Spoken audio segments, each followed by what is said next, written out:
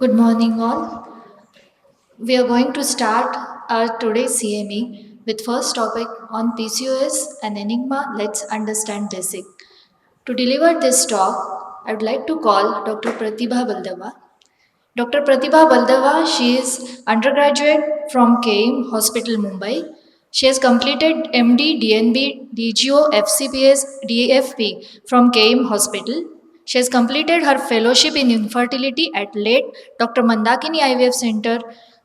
She has got trained in laparoscopy under Dr. Hafiz Rahman. She has got training in high-risk obstetrics. At present, she is working as obstetrician and gynecologist and fertility consultant at SS Baldava Neurosciences and Women Care Hospital. She is lecturer at Solapur Markandeya Rugnalaya since 2014 and at Mahila Homeopathic College since 2015.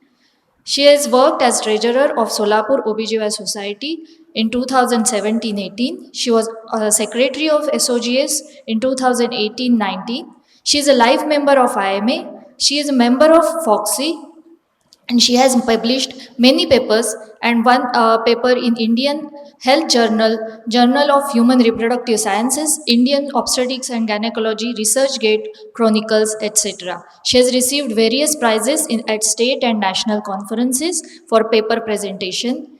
Over to you, Pratibha. Good morning to one and all. Thank you very much, Archana Madam, for that kind introduction. PCOS and enigma. However much we try to understand PCOS, every other patient of PCOS who comes to us is still a query. Why do I say so? Because since the last 12 years, when I have been practicing infertility, I find that if I give a particular dose of letrozole or gonadotrophins to a particular patient of PCOS, she may respond. But if I apply the same dose to the next patient, she doesn't. So it is still a big question mark as to how and what tailor-make should we do for different kinds of PCOS. So let us try to understand the basics to go into and apply it to our patients so that we can give better results. PCOS and enigma. Let us hit the nail on its head. PCOS is very different from PCOD. What I'm trying to tell is, on the left side you can see the normal ovary where the follicles are present in the form of Hey, what's it?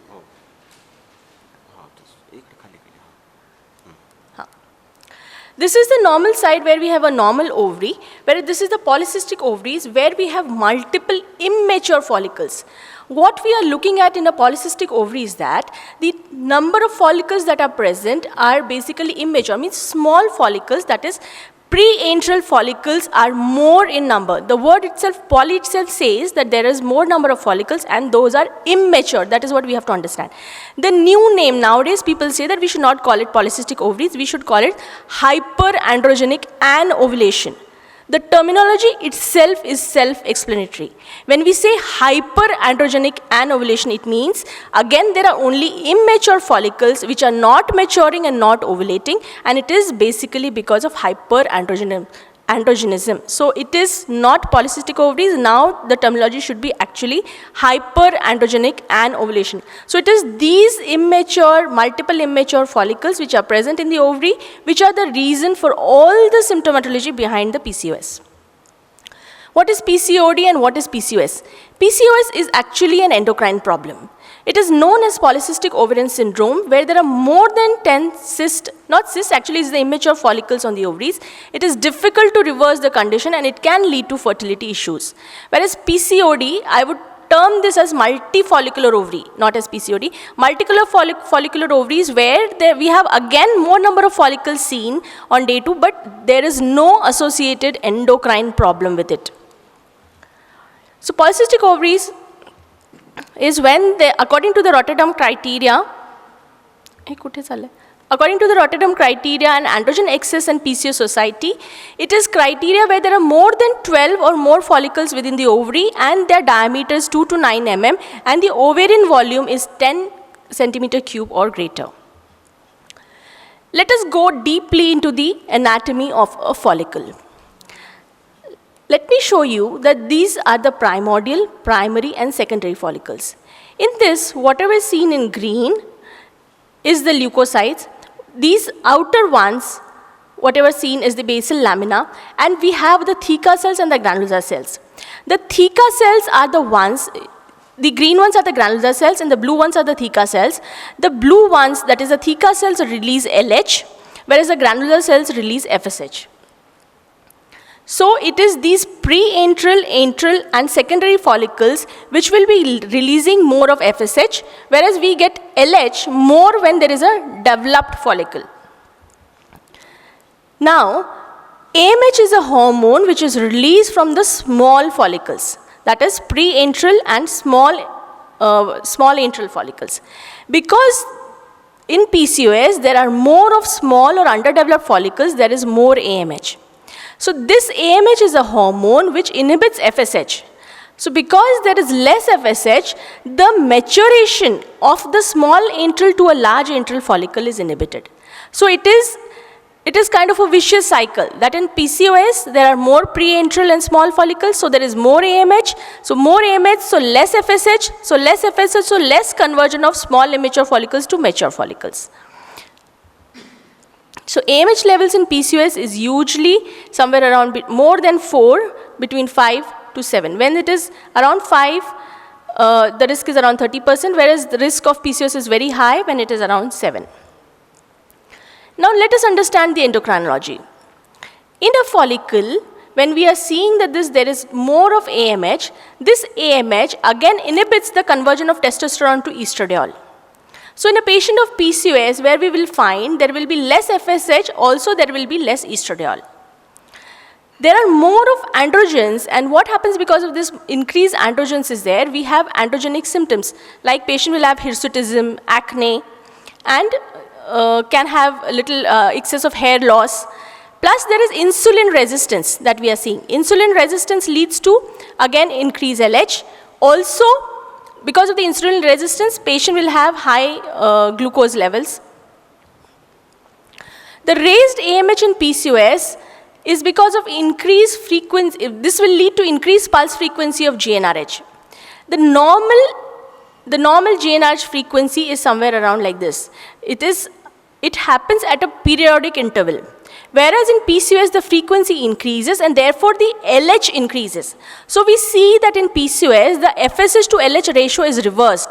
Normally it is 1:2, whereas it becomes 2 for LH, that is raised LH in case of PCOS.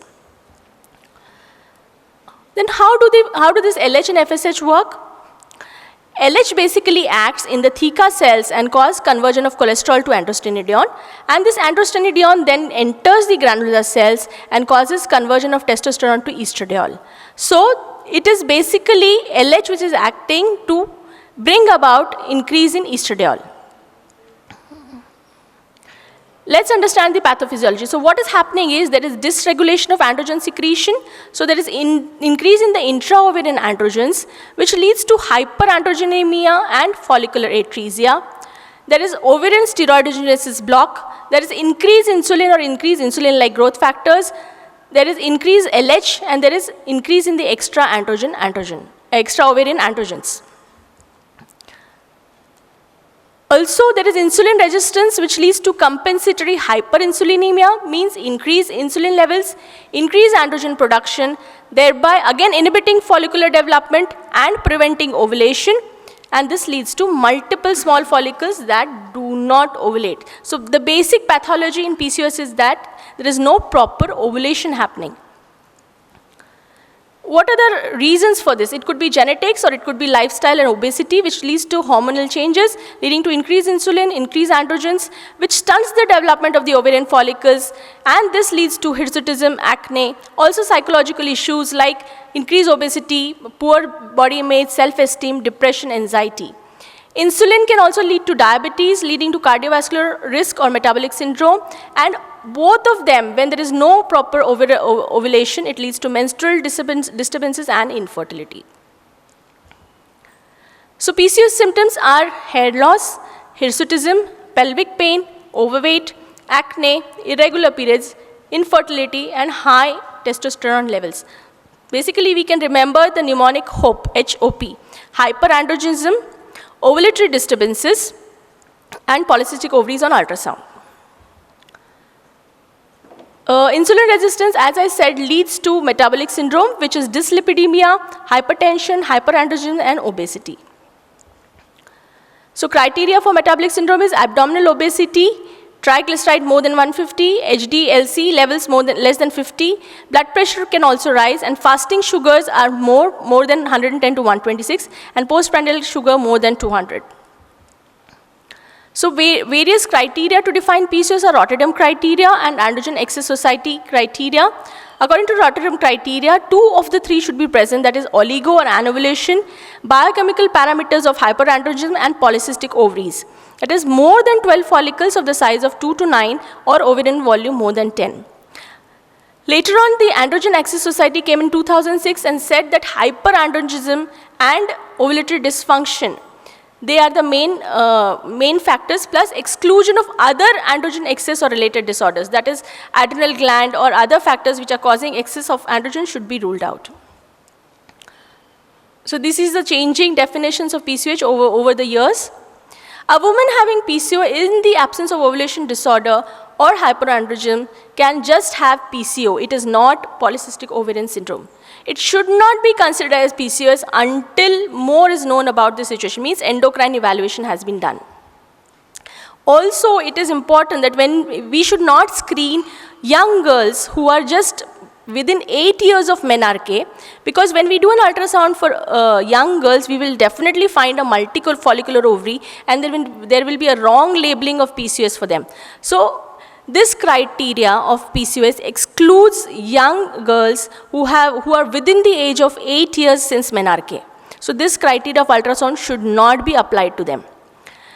PCOS is therefore the commonest endocrinopathy of reproductive age group. Worldwide, the prevalence is 5 to 15%. There are 4 phenotypes. This Dr. Ashwath Kumar dealt with us. There are phenotypes A, B, C, and D, depending on what criteria are present. That is HOP. When there is hyperandrogenism, ovulation disorder, and polycystic ovaries on ultrasound, all 3 criteria are present, it is phenotype A. When it is phenotype B, when there are only H and P present. Phenotype C, when there is only H and O present. And phenotype D is usually insignificant. But it is the phenotype A where all 3 are present that we have to be very careful and follow up these patients, because these are the ones who are going to land up with infertility or cardiovascular problems or more of clinical symptoms. So again, if it is adults in PCOS, we just treat them, regularize their menses, give OC pills. If it is adult PCOS and seeking fertility, we'll give them infertility treatment. If they're not seeking fertility, again regularize their menses. If there are perimenopausal, menopausal or PCOS, then we again treat as per symptom wise. And it is important to diagnose, investigate, manage, and also counsel them about the long-term consequences and follow them up. So this is how we should treat them. What does the patient actually want, whether it is treatment for infertility, hirsutism, acne, obesity, irregular periods, or all of the above. So we should control PCOS with lifestyle modification. Achievable goals such as 5% to 10% weight loss is enough to bring about the hormones to a normal level. It should be done within a period of 6 months. It should not be very aggressive weight loss. Ongoing assessment and monitoring is important during weight loss and maintenance in all women with PCOS. Actually, the remaining slides are all about treatment, but today my talk is only on basics, so I will be just cutting short that. And I think I have spoken enough to make us understand about. If there are any questions, I would be happy to take. Thank you. Thank you so much.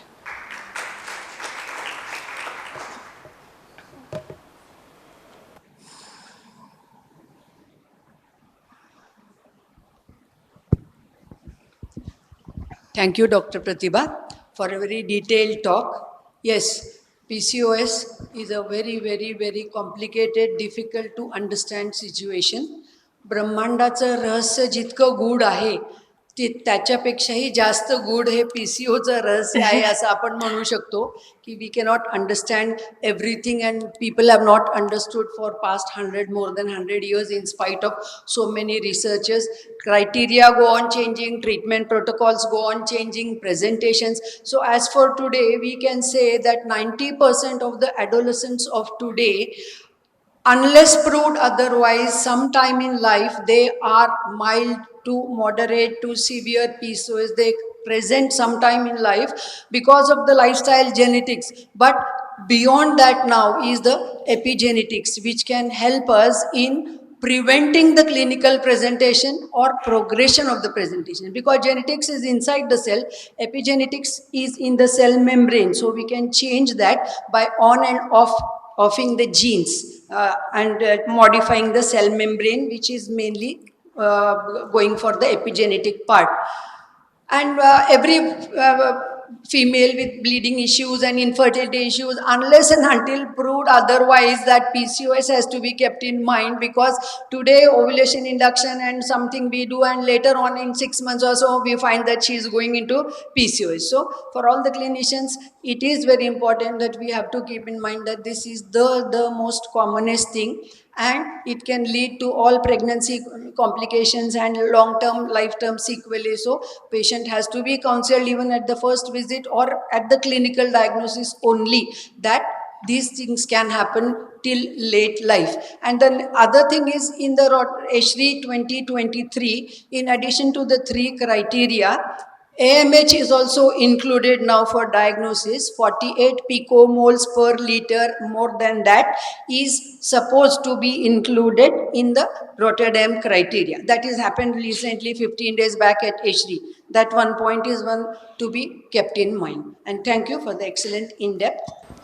Nowadays, AMH, is, when a patient of infertility comes to us, the only investigation nowadays that we want is AMH, because that will tell us whether it is PCOS or low AMH, and that is how it broadly divides that patient for our line of treatment. Yes, and even otherwise, if you find that it is PCOS or 15, you can just do it even if she is not clinically presenting. Yes, yes, yes. So AMH has become one of the most, yeah, important investigation to be done. Any question from the audience?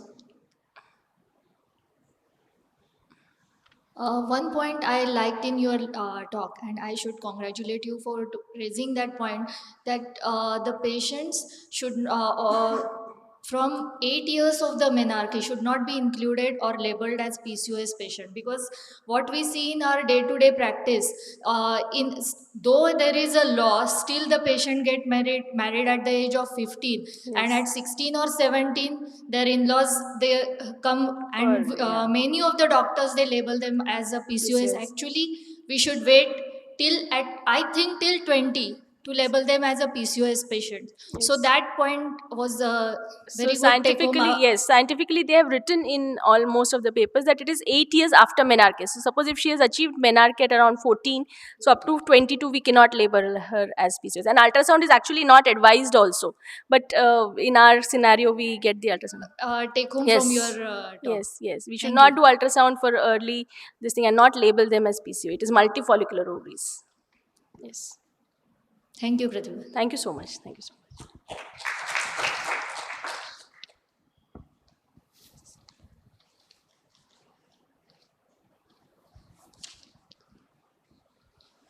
Now we are moving towards our next talk on andrology for gynecologists.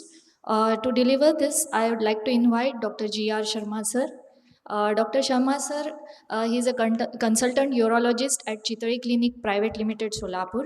He has more than 30 articles published in various national and international journals.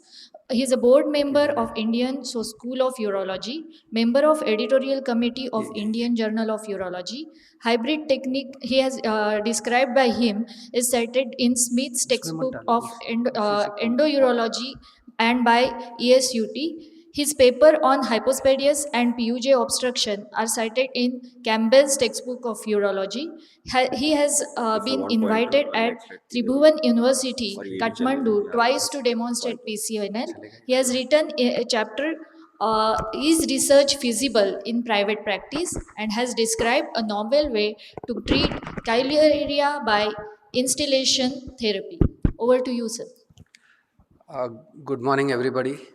First of all, I would like to thank Solapur Obstetric and Gynec Society for giving me an opportunity to talk on a topic which I think is increasingly becoming more necessary because andrology or infertility is going away from the urologist and is solely becoming the domain of the gynecologist. It's a fact, and it's discussed in our conferences also.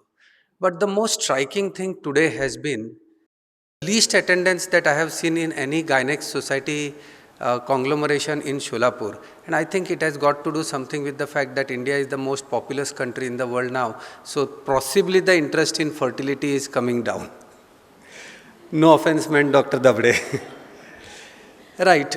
Uh, a couple comes to you for evaluation for infertility and they have been married 6 months back. The husband is 25 years old, works in army, has been posted most of the time in Assam. Wife is 22 years old and stays at Solapur. Will you investigate this couple? There are two heads saying no, one head saying yes. Yes. So Dr. Pawar and Dr. Dabde feels yes. The next question, a couple comes to you for evaluation for infertility. They have been married only 6 months back. Husband is 34 years old, wife is 33 years old, both are IT professionals. Will you investigate this couple? Right. So everybody is unanimous about the second scenario. Now, what do the studies of conception reveal? That 60 to 75% will conceive within 6 months of unprotected intercourse and 90% by 1 year. And by WHO definition, infertility is the inability of a sexually active, non-contracepting couple to achieve spontaneous pregnancy in 1 year. So, when should you evaluate a patient for male infertility? And when I say you should evaluate, because most of the time these couples come to you, they never come to us directly. Because even today, fertility is primarily thought to be the wife's prerogative. Partner is not supposed to play any role even today, though the thinking is changing very slowly. So by the classical definition of infertility, one would defer evaluation till 12 months of unprotected intercourse. But there are certain situations where this rule is not to be followed, where there are obviously known risk factors of male infertility which are present, and female infertility risk factors, especially advanced age, is present, and there is a question about the male partner's fertility potential. So in 2006, the American Urology Association came up with a consensus statement stating that at the time of presentation for evaluation, there should be a basic cost-effective evaluation of both the partners.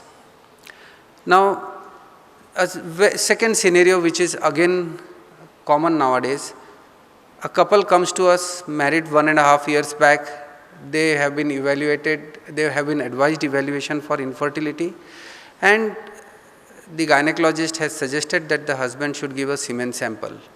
But he says he cannot give a semen sample and he stays nearby. He says, can I get the sample from home? So what will be your instructions to him? And I think you don't need to be told about this, that there should be abstinence or no ejaculate for at least 2 to 5 days, no spillage, so give him a wide mouth jar, and the sample should reach the laboratory within 60 minutes. Rather, I should say in Solapur as early as possible, because I have had instances where the person has asked me की तासानी लॅबोरेटरीला आणून देऊ की तासानी घरातनं निघू. So it is better that they should come as early as possible. Now this has been our traditional teaching that there should be 2 to 5 days of absence of ejaculation before a sample is given for analysis. But more recent studies suggest that even a single day abstinence is good enough for evaluation of bulk of the semen parameters, if not all. Now a very simple scenario, somebody has come with a WhatsApp image, ki these are my findings. What is your interpretation? Anybody? This is a very, I think everybody has seen these semen reports. Normal? Oligospermia? Yeah. The second report, this is another patient who has come with this report. Volume is 3 ml. Counts are 16 million per ml. Total count is 48 million per ml. Motility, progressive motility is only 32%. What is your interpretation? Normal, oligospermia, asthenozoospermia, teratozoospermia, or oligoasthenoteratozoospermia?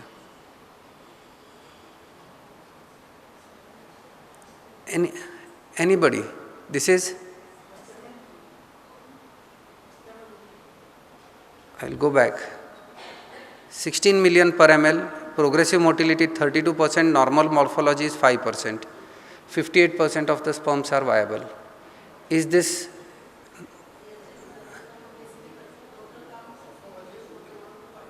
Huh, 16 million.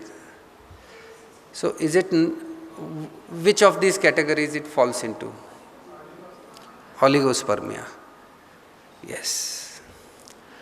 In 1999, WHO had come up with this normal semen parameters. So if you are following the 1999 version, you are right, this is oligospermia, where anything, the motility should be more than 50%. Then in 2010, they came up with this criteria that the volume of 1.5 ml is enough, the total sperm numbers should be 39 million, sperm concentration of 15 million per ml is normal, and progressive motility of 32% is normal. This way, these criteria unfortunately are not followed by most of the laboratories. I did a survey of 2 major districts in Solapur, asked all the labs to send their normal semen parameters, and surprisingly out of I think 24 labs, only 1 lab was following the WHO 2010 criteria, and this is a story of 2014. Now the discrepancy with this problem was, in this particular thing was, the semen volume of 1.5 ml is taken as normal and the counts of 15 million per ml is taken as normal. So somebody, if he has semen volume of 1.5 ml with count of 16 million, will be taken as normal. But the total sperm per ejaculate should be more than 39 million. So 15 plus 7.5 will be 22.5, it cannot be 39. So this was the problem. And then in 2021, the WHO has come up with second set of criteria. Counts 16 million per ml, total motility more than 42%, progressive motility more than 30%. Morphology, only 4% should be normal by the strict criteria, and 54% or more should be viable sperms, and the volume should be 1.4 ml or more. Now, let us consider another case scenario. A couple presents to you. Husband is 28, wife is 24 years of age, married since last 3 years. Wife has been evaluated thoroughly and all parameters are normal. The husband has been evaluated by gynecologists and has the following reports. 6 reports of semen analysis, all are normal. Hormonal workup, FSH, LH, testosterone, prolactin, TSH, HIV, HbS, Ag, everything normal. Color Doppler scrotum, 2 reports within normal limits. They have been advised IVF. Would you agree with that?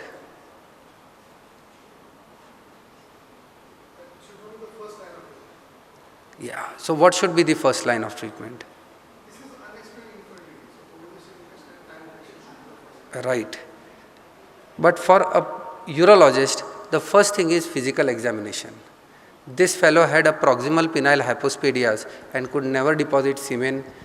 So how would fertility come into play? So what I wish to emphasize is that nowadays it's a trend that I face and I think everybody faces, that people come up with reports in WhatsApp and in front of you, and everybody says, you know, I face this very often saying ki ye report hai and you tell me what needs to be done. But whatever may be there, physical examination has an important role to play, and it's very important in evaluation of male infertility. So in physical examination we come to know a lot of things. We come to know the penile abnormality, we come to know about the penile curvature, about varicocele, the size of the testis, the presence and absence of vas, epididymis, and often presence or absence of undescended testis. Even today there will be lot of patients who will never give history that they have been operated for undescended testis. Well, next case scenario, 28-year-old male, married since 3.5 years. Semen parameters are 12 million per ml. The total ml of semen was 3.5 ml and active motility is only 18%. The gynecologist advised a sonography of the scrotum. He went to a radiologist who reported this, that the bilateral cords are bulky and they showed dilated hypoechoic structures. And the person was given an idea that he has bilateral varicocele and he was referred to me that whether varicocelectomy should be done. Now basically a simple sonography, though not usually done nowadays, but was a very common scenario about few years back, that everybody would end up doing a sonography, not put a color. A lymphorix, especially in areas of northern Karnataka and southern Solapur, is very common. And lymphorix even clinically can mimic a varicocele. So unless and until a color Doppler has been done and a clinical examination has been done, it is erroneous to come to a conclusion that a varicocele is present. Now, the same person, the gynecologist said, no, this ultrasound is not good. So he has gone to another radiologist who did an ultrasound, and the report was there are dilated hypoechoic structures present and the flow pattern is suggestive of dilated veins and the impression is bilateral grade 1 varicocele. Now what should be done? Medical management, varicocelectomy or something else? And the answer is right, that you don't do anything, you should physically examine the patient, because what has been mentioned is on ultrasound. Whether it correlates clinically is the most important thing, and I will come to this why. Because if you look at the commonest causes of male infertility, the commonest is something which nobody knows, that is idiopathic. Obstructive is something where most of the urologists would struggle to do anything and would go to IVF centers. But one area where a significant difference can be made by urologists is picking up varicocele, where the incidence of varicocele causing infertility is nearly 27%. Now, we need to understand what is varicocele. It is dilatation, tortuosity and elongation of the veins of the pempniform plexus which are draining the testis.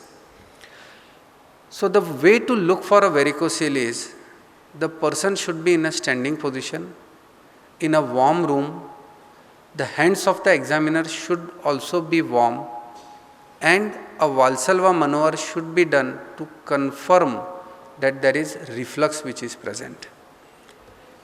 And this is probably the most important thing, that what is the grading of varicocele. A varicocele which is picked up only on ultrasound but is not appreciated clinically is subclinical. What is appreciated only during Valsalva is grade 1.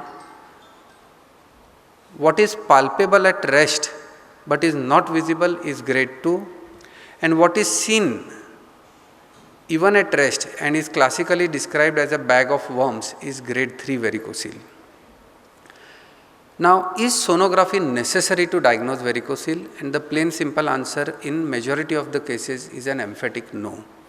The reason for this is that subclinical varicocele has no clinical significance. N number of studies and peer-indexed articles peer-reviewed articles have shown that subclinical varicocele, if it has been operated upon, has no benefit as far as any improvement in semen parameters is concerned. Now, this particular individual with a very high BMI has come. His semen parameters are suggestive of oligoasthenozoospermia and the clinical examination appears to be normal. What should be next? Medical treatment or color Doppler sonography? Very correct. But that is going to take a long time. But in this particular patient, a color Doppler scrotum is indicated. The reason is the only indications for scrotal sonography are when the clinical examination is difficult, and some of these individuals are so obese that it takes my left hand to lift up their abdominal pad of fat, and then I can appreciate the vas and spermatic cord structures. And it's always better to do a sonography prior to surgery, because all said and done, the patients nowadays believe the sonography far more than your clinical acumen. And if they come to me with a stone, कि last time you have given medicine, I have passed the stone, so the matter is solved. नाही sonography करून घ्यायची, खात्री करायची की पडलाय की नाही. So they trust the sonography far more than the clinician. Now let us take how when varicocele grades progress. A patient has presented with 2 reports of oligoasthenospermia and has the following sonography report, and this is an actual sonography report which has come to me. What's the interpretation?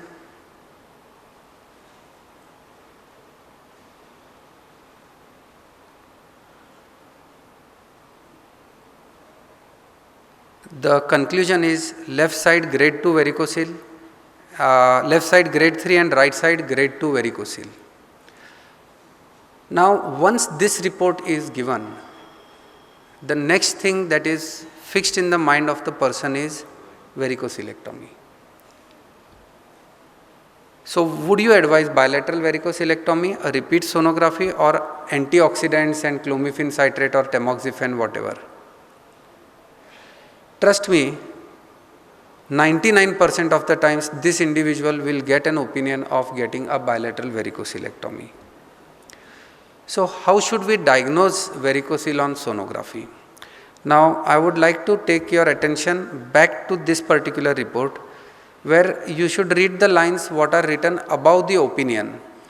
Grade 3 varicose veins at left side of 3 mm with blood flow not detected at Valsalva, and grade 2 varicose veins on right side of 2.6 mm with blood flow not detected at Valsalva. And what is the ultrasound diagnosis of varicocele? This is as per the EAU, that is European Urology Association guidelines 2023. You can take any guidelines from 2000 onwards. These are the criteria, that the diameter of the veins should be at least more than 3 mm, and reversal of flow should be seen on Valsalva for more than 2 seconds. If these 2 things are not present, you cannot make a diagnosis of varicocele based on sonography.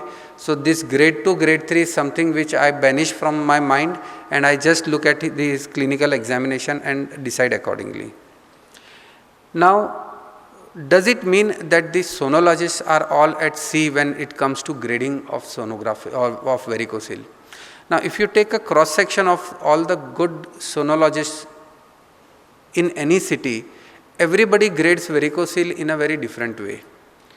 And the simplest thing for us to remember as clinicians is that there is currently no universally acceptable definition of clinical varicocele based on ultrasound criteria. The existing classifications are so complex. I have personally read them at least 5-7 times, and I have given up because I am unable to remember them. So what are the indications for varicocelectomy? First and foremost, varicocele should be palpable on examination. Semen parameters should be abnormal. Couple should have known infertility, and female partner should have normal fertility status or a treatable cause of fertility. Now with lot of people feeling, and especially the husbands and the in-laws feeling, husband's mother and father feeling, and their n number of relatives who jump into the clinical scenario, they feel कि surgery किया है तो 100% result चाहिए. they feel कि पैसा डाला है और चाकू लग गया है तो 100% रिजल्ट चाहिए. So we should be very honest in saying कि what would be the improvement that tends to occur. If the grade of varicocele is higher, then the chances of improvement are far better. But if the grade of varicocele is grade 1, then the chances of increase in sperm count is about 5.5 million and improvement in motility is only by 9.6%. Compare it to the grade 3, where the improvement can be as much as up to 15 to 16 million per ml and the motility can increase up to even 17 to 18%. But all this is good on paper. The last report was 12 million, now it is 20 million. What the couple wants is pregnancy. So, is pregnancy possible after varicocelectomy? And most of the reviews, you take the systematic reviews or the meta-analysis, they say ki yes, pregnancy, the chances improve. How much? Honestly, nobody gives a clear answer. So if somebody says कि 50%, 70%, तो उसमें ऊपर वाले की बहुत मेहरबानी है. Nobody knows for sure कि how much would be the improvement, but one thing is certain that if the semen parameters improve, they make a huge difference when it comes to trying for different ARTs. Now, what type of varicocele gives the best results? There was a time when people thought कि laparoscopy is magic and it gives the best results. But when it comes to infertility, laparoscopic varicocelectomy is a strict no. The best results are obtained by a subinguinal varicocelectomy, and it honestly gives the best results, least complications, least chances of hydrocele, and the maximum improvement in semen parameters and motility. The only thing is the surgeon has to be extremely diligent that he will not injure the testicular artery, but a person who has operated and he has a lot of patience can very easily pick up one and end up ligating 5-6 veins very easily subinguinally. And I would like to say that from 2017 onwards, I have never ever done an inguinal varicocelectomy. It's always a subinguinal. Now, once a varicocelectomy is done, the next question which is uppermost in the mind is when to repeat the semen parameters or improvement कब दिखेगा, result कब आएगा, exam तो दे दिया है. The surgeon has given the exam and his result will come only after 6 to 12 months of varicocelectomy. So one needs to have good amount of patience not to repeat the semen parameters at 2 months. There is no benefit of varicocelectomy if in infertile men who have normal semen analysis and in men with subclinical varicocele. Now another case scenario. Male partner undergoing infertility evaluation, 26-year-old, married since 2.5 years.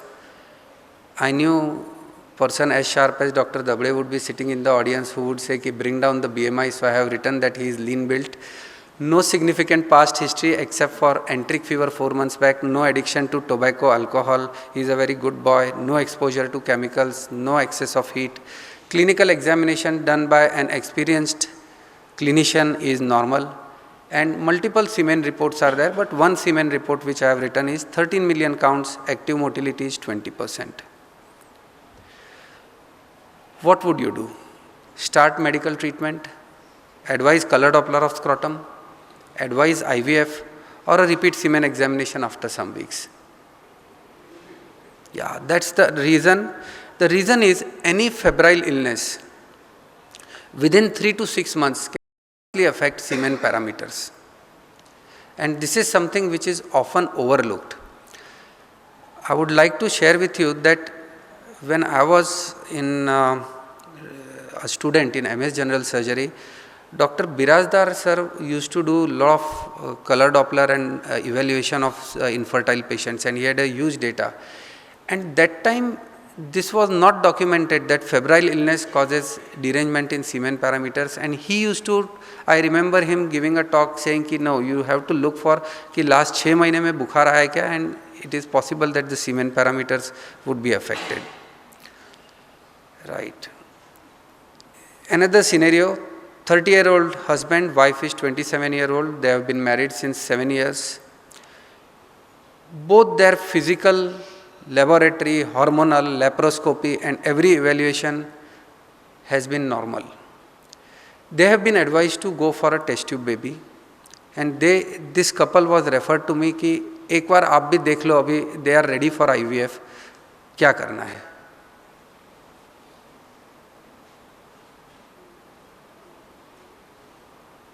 This is a actual scenario that had happened. They were mentally prepared to undergo an IVF. The only thing was, when I asked the history, they had never had an intercourse. So asking a sexual history, it seems funny, but I do come across these patients once in couple of months who really don't know how intercourse should be done. Well, another case scenario, infertile couple went to a gynecologist for evaluation. The husband was advised semen analysis, color Doppler scrotum, serum FSH, LH, testosterone, prolactin. He has normal secondary sexual characteristics and a normal sexual life, and his reports are as follows. Semen analysis is normal, color Doppler of the scrotum is normal, FSH is within normal limit, LH is normal, testosterone low, prolactin high. What would you do? Would you start testosterone? It's a strict no. Giving injection testosterone would damage his fertility potential.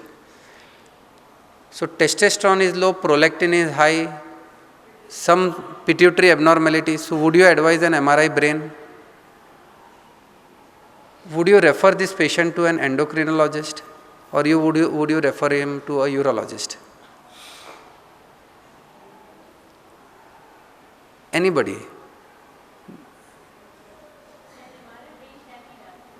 Yeah. Right, madam. And if this question is asked, the three answers that I always get is MRI brain.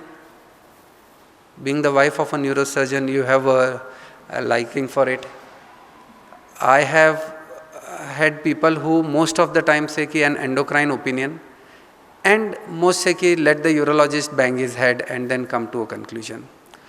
All are right in some way or others, because this is what we are trained right from our beginning. But there is a catch to it. Endocrine abnormalities are responsible for only 1.5% of causes of male infertility. But the important thing that they are correctable cause. But if you look at the endocrine evaluation, it's purely blood assays, hormonal assays and everything. And we need to be aware what needs to be done and how it needs to be done. Endocrine evaluation should be done only if there are obvious signs of poor secondary sexual characteristics or hyperthyroidism is present and the count is less than 10 million per ml. If the counts are normal, the possibility that there would be an endocrine cause for his infertility is very, very, very remote. What is the role of prolactin? It is something which is very often done by a lot of people, but this should be considered only and only if the serum testosterone are low and the patient gives a significant history of markedly decreased libido. And again, the serum prolactin levels become important only and only if the levels are twice that of normal value. So usually the upper limit is still 17, so anything which is more than 34 is important, anything less than that has no clinical significance unless there is a clinical correlation. But the important thing is the testosterone level should be low. Now this is the problem which I have been trying to tell a lot of labs in our city also, that everybody's OPD starts after 11. Nobody starts his OPD at 7. The peak concentration of testosterone is before 10 a.m. So a person comes to me and I send him to a lab person for doing a serum testosterone, blood taken, serum testosterone 170, lowermost limit as per their lab parameters 270, labeled as hypogonadism. Ideally speaking, the sample should be collected before 10 a.m. and because testosterone is not released in a continuous way, but it is in the form of fluctuations, there should be 3 samples which should be collected at 20-minute interval. either one can pool all the 3 samples and come to a testosterone evaluation, or serum testosterone of individual sample is done and average of these 3 samples is taken, and then we come to a correct conclusion. And trust me, I mean no offense when I get these answers from most of the pathology labs, we have been doing it this way, but that's not the correct way. It needs to be done with 3 samples to be taken before 10 a.m. Now I won't go into the details, and by and large if the values are less than 164, it becomes significant. I think I will skip this part. LH and FSH, this is another thing, testosterone, LH, FSH, prolactin. So LH will come into play only if the Leydig cells, the interstitial cells of Leydig from the testes are secreting less amount of testosterone. But what is more commonly done is FSH, because we always equate the FSH levels with the germ cell levels. Now, basically FSH gives you an indirect assessment of the germ cell mass. So whenever the germ cells are depleted, the FSH levels start rising and the inhibin levels start decreasing. So when there are very high concentrations, the upper limit of FSH is about 12. So higher concentrations of FSH will indicate that there is either poor number of germ cells, or there is germ cell dysfunction or depopulation. But again, FSH levels do not always accurately predict the spermatogenesis status, because men with maturation arrest will have normal levels of FSH. What FSH tells you is the status of the spermatogonia. So once the division has gone beyond spermatogonia, and suppose there is an arrest at the primary spermatocyte level, the FSH levels will be still normal. So when spermatogonia are absent or markedly diminished, the FSH values will be elevated. So the European Association guidelines say that normal FSH levels do not exclude a testicular cause of azoospermia. FSH level is normal in 40% of men with primary spermatogenic failure, and inhibin B seems to have a higher predictive value for normal spermatogenesis, but at least I am not aware of any lab in our city who does inhibin B levels. Another scenario, a 29-year-old male, asymptomatic, married since 4 years, undergoes semen analysis as part of evaluation of infertility. The counts are 25 million per ml, motility is 70%, and the report mentions that there are a lot of pus cells which are present. And this is another scenario where I get reference saying that semen is having infection. So what is the significance of leukocytospermia? Ideally, you would label a sample having leukocytospermia if it is having more than 10⁶, that is more than 1 million plus WBCs per ml. And I have specifically written WBCs, not pus cells. Pus cells indicate infection. They are WBC. We cannot differentiate immature germ cells from leukocytes on routine microscopy. For that, one needs to undertake a peroxidase test, which again is not routinely done. And again, the presence of WBC indicates inflammation. It does not mean infection. Infection may or may not be present.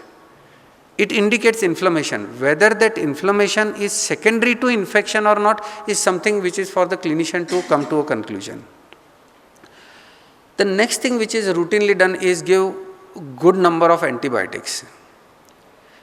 And this is from a systematic review that there is no evidence that treatment of leukocytospermia alone without evidence of infective organisms improves conception rates. Now coming to the last couple of slides, the medical treatment of idiopathic male infertility. The commonest reason is idiopathic. So how would you treat an unexplained male infertility? This is from EAU guidelines 2015, and 2023 guidelines also mention the same. that medical treatment of male infertility is recommended only for cases of hypogonadotropic hypogonadism. All other forms of medical treatment are empirical. So if you look at the recommendations, weight loss, increased physical activity, smoking cessation, alcohol intake reduction, though the strength rating as per the recommendation is weak, they give the best results. But when it comes to treatment of unexplained male infertility by use of antioxidants, aromatase inhibitors or estrogen receptor modifications or modulators like clomiphene citrate or tamoxifen, there are no studies which have been published in the world which have conclusively proved the benefit of one over the other. Most of it is based on their own individual experience or expert opinion, that is level 5 evidence. And there has been a very good systematic review from AIIMS Delhi by Dr. Narmada Gupta, where they said that no studies till date have proved this, and this statement again is echoed in the EAU guidelines 2023. So I think I end my talk at this. Thank you for an extremely patient hearing. I won't go into how would you treat an unexplained male infertility, because I think that is my domain. Thank you for a very patient hearing.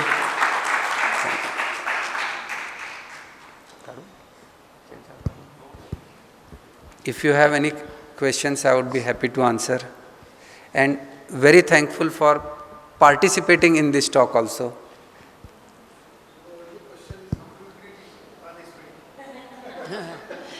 There is no explanation. Sir, I need to take a separate talk on that. Right. Thank you so much. Yeah.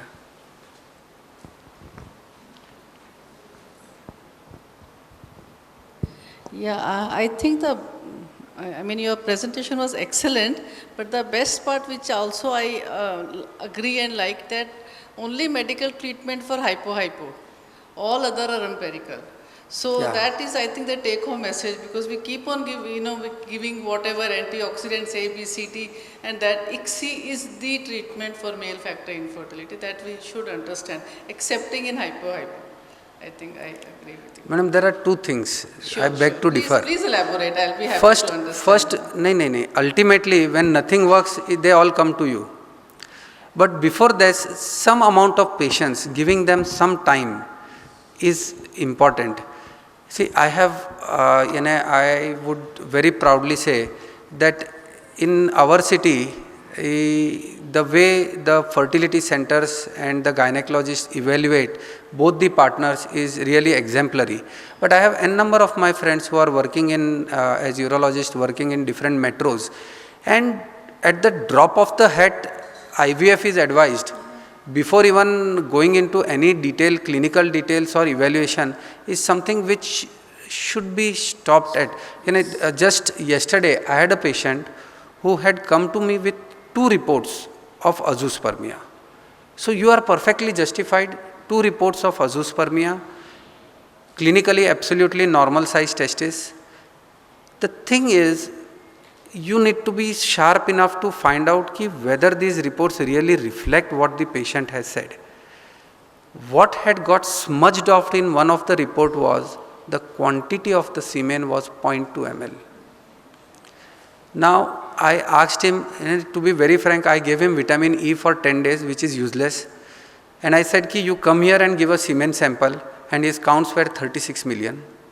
Motility was normal, everything was fine. So, it is at the end of it, what I mentioned as one of the points in my talk is that whatever might be the advances, it's your clinical judgment and physical examination which still supersedes everything else. We are not treating reports, we are treating patients. And another thing which I often do is, I ask all the relatives who are related and unrelated to get out of the consulting room. It is impossible. Sometimes I have seen only the in-laws walking in and the couple sitting outside. They are fed up. And if for everything, the mother-in-law, father-in-law, and their all distant relatives who have gained a lot of knowledge by giving a lot of obedience to Google and appreciating Google on every Guru Purnima, they jump into the fray and they end up teaching me so many things. So, patience, good clinical evaluation, and a proper physical examination, I still feel holds the key before we come to a conclusion. Yes, sir.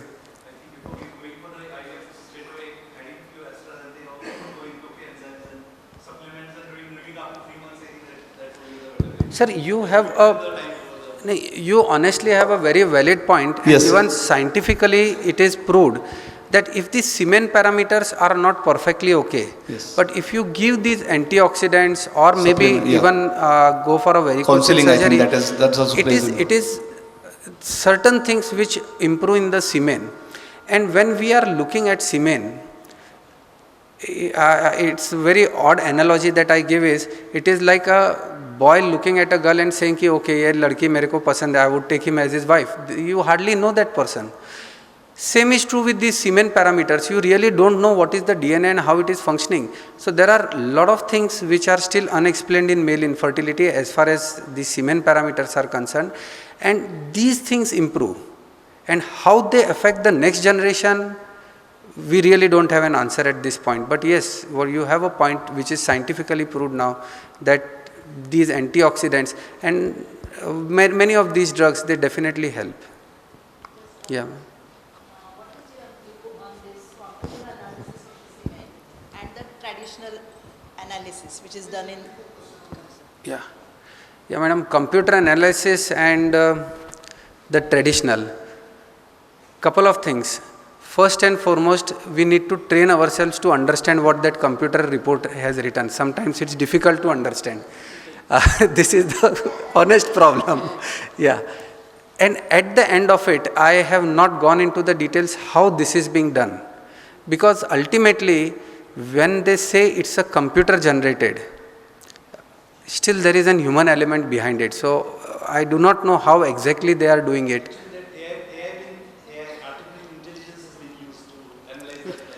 Sir, but again, the prompts have to be given by the concerned person.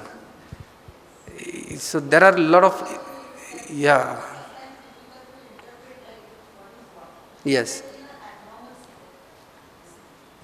I just wonder whether anybody is doing this CASA here and. The CASA is being done by Poddar Lab here. They do it.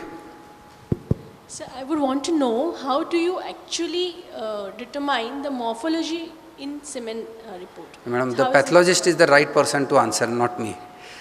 Very honestly. But they look at multiple parameters, which looks at there are very strict criteria which are given. I don't remember them exactly, but they look at the head, the tail, the body and everything. So there are, WHO has defined those criteria and they look at it. But see, ultimately I will tell you, you should know the lab where you are sending it, and you should know who is doing it.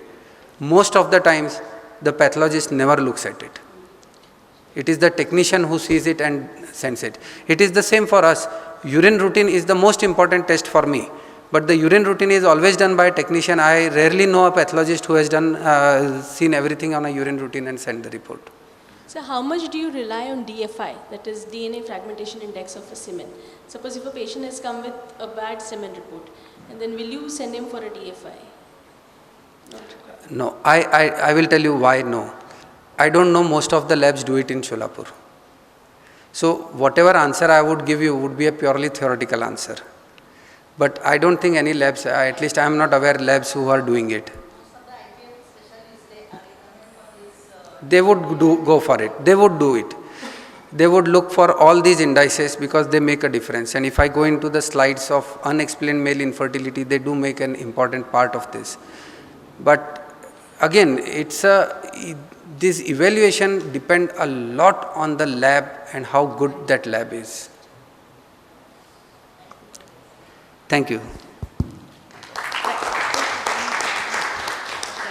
Thank you, Dr. Sharma.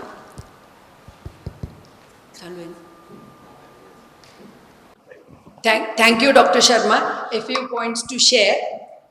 The WHO criteria, The WHO criteria has been changing since ages. So from the COVID times, the real face of WHO has been unveiled, and now we know how much to rely and on the parameters, the basic parameters that the WHO tells. Once upon a time it was 50 million, now it is 15 million, it may come to 10 million. But on a common platform, we find that when we get a traditional semen analysis report, 10 and 15 million count while husbands, they are not able to get pregnancies. And then we start thinking about treatment of them, then they're advised ICSI, IVF and whatnot. So majority of my experience is in majority of the male evaluated husbands, the commonest cause of infertility is oligospermia, is hypogonadotropic hypogonadism, which responds very well to medical treatment and hormonal treatment. And I finished 100 husband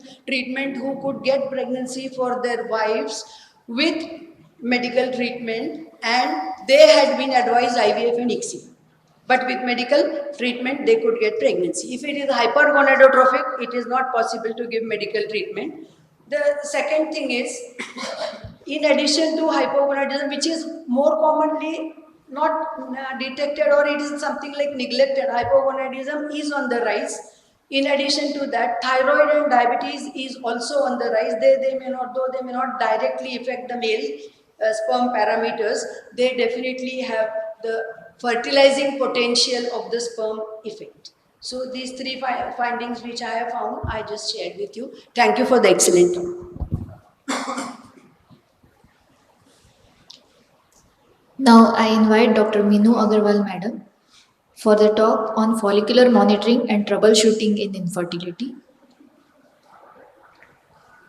Dr. Agarwal Madam, she is at present President of Pune OBGYN Society. She is a chairperson of Imaging Science Committee FOXY 2018 to 2021. She is elected board member of International Society of Gynecological Endoscopy. She is a course director of endoscopy training courses in UAE. She has over 12 publications in international journals. She is first author of 4 books and authored many chapters. She is a bachelor in reproductive endoscopic surgery, European board certified, and she has the awards like India's Greatest Leaders by Asia One and Icons of Health Slide by changer Times again. Group in her credit. For pointer. Over to you, madam. Good morning, everyone.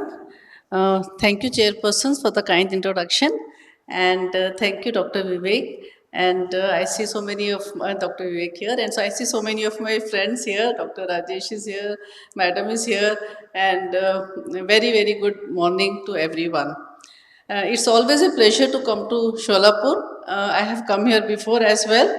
And when he told me, then I immediately agreed. I said, even if it takes 5 hours because it was raining, but it took me only 4 hours to reach from Pune to here, and a very good driver and the car. So I shall be talking on ultrasound in infertility and the follicular monitoring. Not working?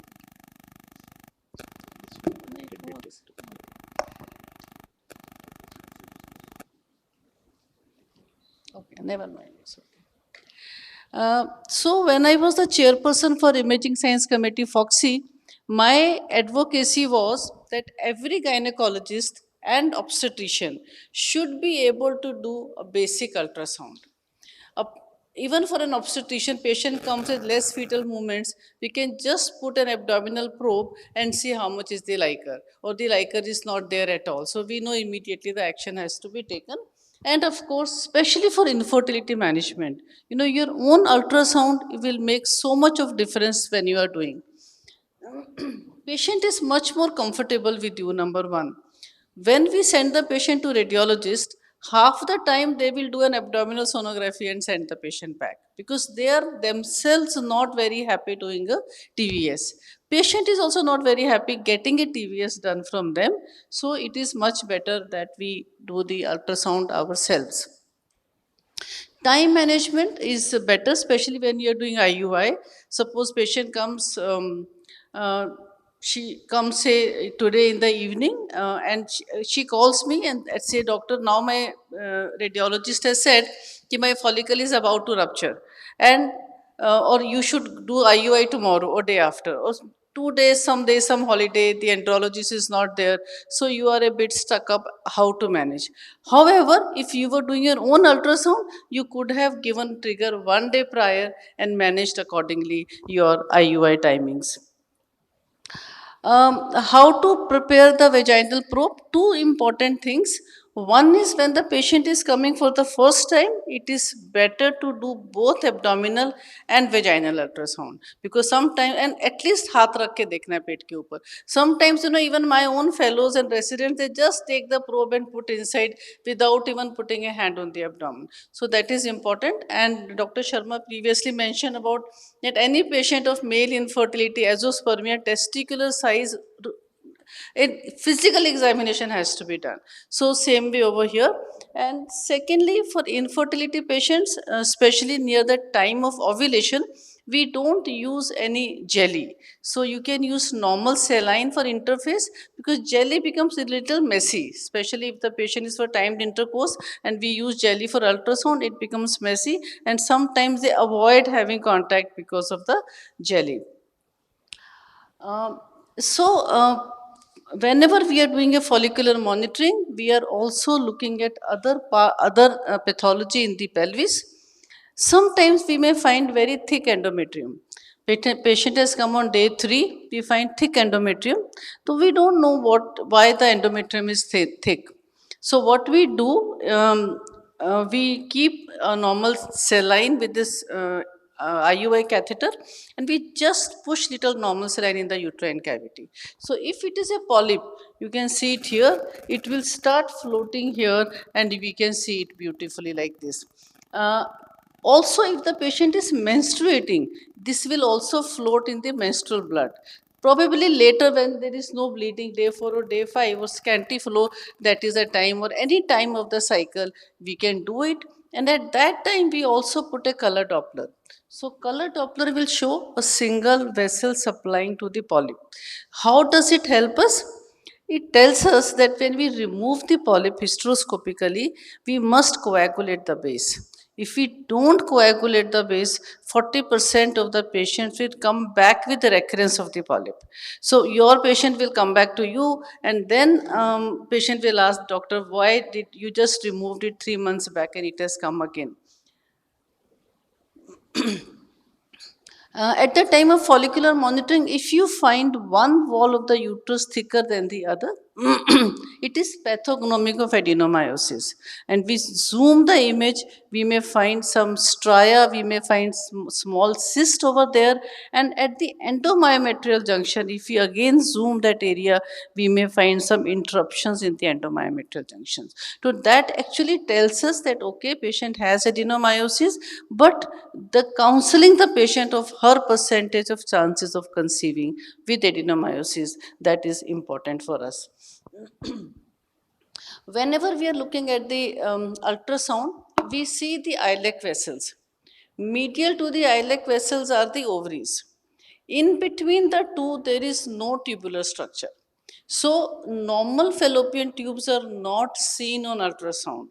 If we find any tubular structure between the iliac vessels and the ovary, it has to be dilated tube unless proved otherwise. So it could be pyosalpines, it could be hydrosalpines.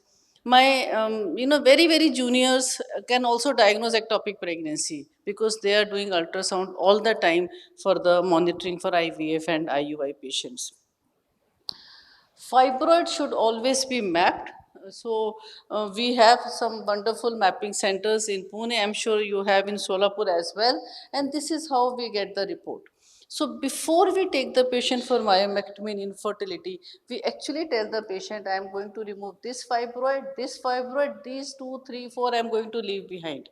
So 3 months later, 6 months later, she on her own gets an ultrasound done or done by another gynecologist. She should not think that why my fibroids were left behind. So this has to be counseled before we take the patient for surgery.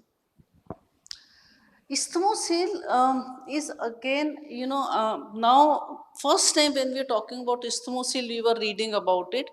Recently, we had a 2 days conference on isthmosil. 2 days conference in Dubai. Usme I had to speak on debate on laparoscopic management, and my colleague was debating on hysteroscopic management. But there we don't fight. It is like very cordial with statistics and data that you debate. So it was a nice debate. But for everyone, I should say, I see some junior colleagues also here. Whenever you are doing an ultrasound for a patient who's had a previous C-section, no complaints. Always look for isthmosil. Just look at the level of the isthmus and look at the anterior part of the isthmus. And more often than not, you will find a small isthmosil sitting there. So if you actually have a patient who has a post-menstrual bleeding, post-menstrual spotting, post-menstrual smelly discharge or secondary infertility, your eyes will be tuned and you will immediately pick up that this is an isthmosil and this is the cause for her symptoms or for her infertility. So, when the patient is coming on day 2 or day 3, what all we see, we look at the number of the follicle, size of the follicle, we look at the pattern of the endometrium, we predict the outcome of a cycle, especially for IVF, and we decide the protocol for this patient and troubleshooting also. Suppose on day 2 you find a cyst sitting there, 2.5 centimeter follicular cyst there on day 2 or day 3. Should we go ahead for stimulation for IUI? Should we not go for stimulation for IUI? So that is the time we will troubleshoot. So what we can do is, we do the E2 values. If E2 is less than 50, that means it is probably the residual cyst of the previous stimulated cycle, and we can go ahead and start the stimulation. Now, when we see these antral follicles, suppose on day 2 we see 6 antral follicles or 4 antral follicles. So, these follicles are actually developed in the luteal phase of the previous cycle. But they were recruited almost a year ago. So 1 year from today, it is decided how many antral follicle are going to be recruited on day 2 of the cycle. Okay, so this is how the primordial follicle get developed, and this is how it goes up. So, if you see here, these are the primordial follicles. It takes 300 days for the primordial follicles to develop into pre-antral follicles, and here primary and secondary.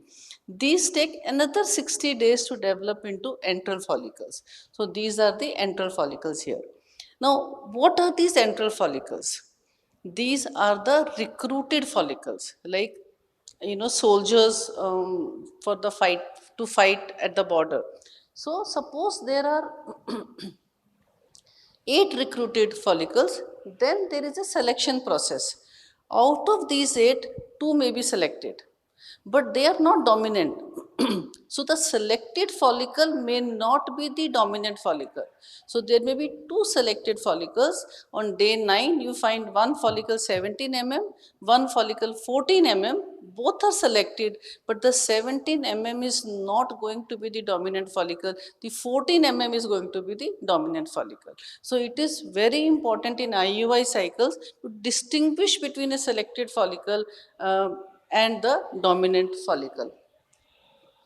Now, I will take a little bit of the ovulation part also in this talk, because this is important on ultrasound. Now, suppose here on day 8, we see this dominant selected and dominant follicle, which is a 12 or 14 follicle. Now, whenever we have to add gonadotrophins in a letrozole cycle or in any cycle, we should always add when you already see a dominant follicle. If you add before that, then you will develop more number of follicles, and then you will not know what to do, whether to go ahead for IUI, whether to cancel the cycle, because more number. So don't go by day 7, day 8, day 9.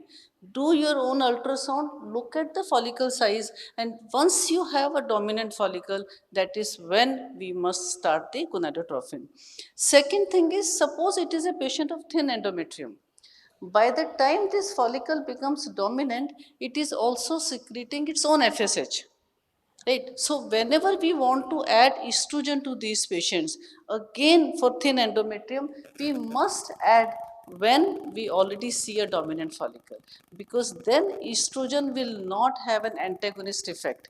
It will not go and tell the pituitary that we are enough, don't secrete FSH. It does not matter, because this follicle is already secreting its own FSH. So these are the two. And third thing, sometimes, the IVF patients may come to us and say, Doctor, I did 2 IVF cycles before and they retrieved 10 oocytes in each cycle. You did 1 cycle for me which failed. You also retrieved 8 oocytes. Are you depleting my ovarian reserve? So you're removing so many eggs every time. Again, if we show this particular diagram to the patient, we can explain to the patient that every time these many follicles are recruited, out of which one becomes dominant and ovulates, all other undergo atresia. So what in IVF we are doing is the follicle which would otherwise have undergone atresia, we are stimulating those follicle as well, and we are harvesting all of them. So we are not reducing your ovarian reserve in any kind of a way. Then of course when we are doing ultrasound monitoring, we see that the follicle grows at the rate of 1 to 2 millimeters per day to a maximum of 18 to 20 mm. It can go sometimes up to 22, 24 also. And as the dominant follicle grows, the number and the size of smaller follicles, it reduces. And the dominant follicle, as I said, may not be the largest follicle. It may not be the selected follicle. It may be the second selected follicle. And when do we say the LS surge has come? We see the pre-ovulatory changes. We see a sonolucent halo. We see a cumulus here, infolding of the follicular wall. And if you put the color Doppler on halo, you will find even intra-ovarian, you will find some color Doppler there. Now, what is the importance of this LS surge on ultrasound? So if we have already seen the LS surge on ultrasound, we should ask the patient to do a urine test. If urine LH is positive and you see the LS surge on ultrasound, that means we should do the IUI the next day and not wait for 36 hours after ACG. You can still give the ACG. It may support the spontaneous LH that she already has, but she will ovulate in about 24 hours once urine LH is strongly positive. If you feel that it is, sometimes you can see little free fluid around the ovary. The PSV is very high. So that is probably an imminent ovulation. So if you have done the ultrasound in the morning, you may have to do the IUI in the evening. But timing of IUI on ultrasound is important. Suppose you have done an ultrasound, you don't see any LS surge sign, but the follicle is 18, 19, 20 millimeters, we can give ACG and do IUI 36 hours later. So that is why we can get better pregnancy rates if we do a little bit concentrate on the monitoring in the fine tuning of the monitoring. So when we say ovulation has happened, what does that mean? Actually, this is wrong. The follicle does not collapse, it only shrinks. So many patients come and say, doctor मेरा follicle rupture ही नहीं होता है IUI के time पे follicle नहीं, because the follicle is not going to become suddenly disappear. It will slightly shrink in size. We will see some free fluid in the pelvis, in the pouch of Douglas. We will see some echogenic areas in the follicle, and you will see a ring sign on the endometrium. So all put together is the sign of ovulation and not just the collapse of the follicle. Now this patient, suppose this patient, this is on day 21. We see here corpus luteum, nice corpus luteum. We see here a secretory homogeneous endometrium. So this only tells me if the patient has come for the first time on day 21, that probably she is ovulating, and ovulation is not not one of the factors for infertility. Okay, so this is what I meant when I said that these are the iliac vessels, and this is how closely the ovary is sitting to the iliac vessels. So this is important. Every time we do the ultrasound, we must try and look at the iliac vessels, because many of us have progressed from IUI to IVF. So when actually you do IVF and you do ovum pickup, what is very important is you have to avoid the iliac vessels, puncturing the iliac vessels. So that tuning has to start when we are doing monitoring for IVF. So endometrium also grows about 1 to 2 millimeters per day, and then at the time of ovulation, it becomes echogenic from periphery to the center. So in a transverse view, if you see, you will find a ring-like structure, and it is called the endometrial ring sign. Then we have something called the grading of the endometrium. Now, this is grade A, this is grade B, and this is grade C. It is again very important to grade the endometrium before either we do the IUI or we transfer the embryos. Why? Because if we have graded the endometrium and we have documented it, then suppose we get a negative result, we can go back and see why did we get the negative result. Oh my God, the endometrium grading was only grade C. Maybe that is why we didn't get the pregnancy. And when we need to do probably a hysteroscopy and check if she has any issues with the endometrium. Or we look at the endometrial vascularity zones. We always do that for all patients. This is zone 4, zone 3, zone 2 and zone 1. So zone 1 definitely needs to be evaluated. Zone 2 IUI maybe I might do. Zone 3 and zone 4 definitely we can go for either IUI or IVF. The endometrium is excellent here. Okay, so this I can. So then we talk about a bit of troubleshooting. Now, suppose we find a large follicle, day 7, day 8, there is a large follicle sitting here. Okay, and sometimes there may be some septi. You put a color Doppler. If the color Doppler shows very less flow, what is the second step? We can do the E2 values. If the E2 is not corresponding, like for a mature follicle, E2 should be between 150 to 200 picogram per ml. If it is 40, 50, 60 E2 values, and you see a smaller follicle which is 14 millimeters in size, that means that follicle is secreting that estrogen, and this is probably just an empty follicle. It is nuisance value, we can just ignore it and follow the other follicle which is present next to it, right? So E2 is very important in these patients. Sometimes in Pune we have a lot of this IT crowd, so they go to Dr. Google, they treat their infertility with Dr. Google. They do the LH test at home, urine test, LH test positive. They know that now the ovulation has happened, and then they have they time their intercourse. There is nothing wrong in it, it is all right. But when they come to us and we go for the monitoring for these patients, sometimes what we may find, especially patients with endometriosis, PID, what do we find? That there was a follicle which was forming, then this follicle at the time of ovulation, it remained same size with same surface tension. There is some echogenic areas inside. There may be small little fluid around this, but there is no free fluid in the pouch of Douglas.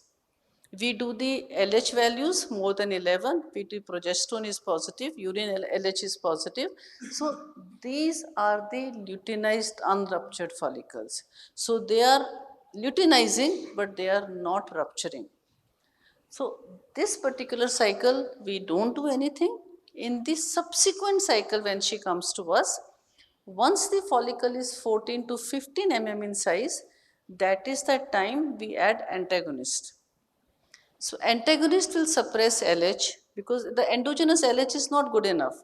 So we suppress the LH. When we give antagonist, antagonist will also suppress the FSH. It does not distinguish between LH and FSH. So we also need to give some gonadotrophins to the patient.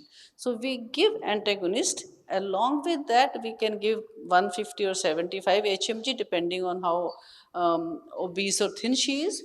Wait for 2 or 3 days.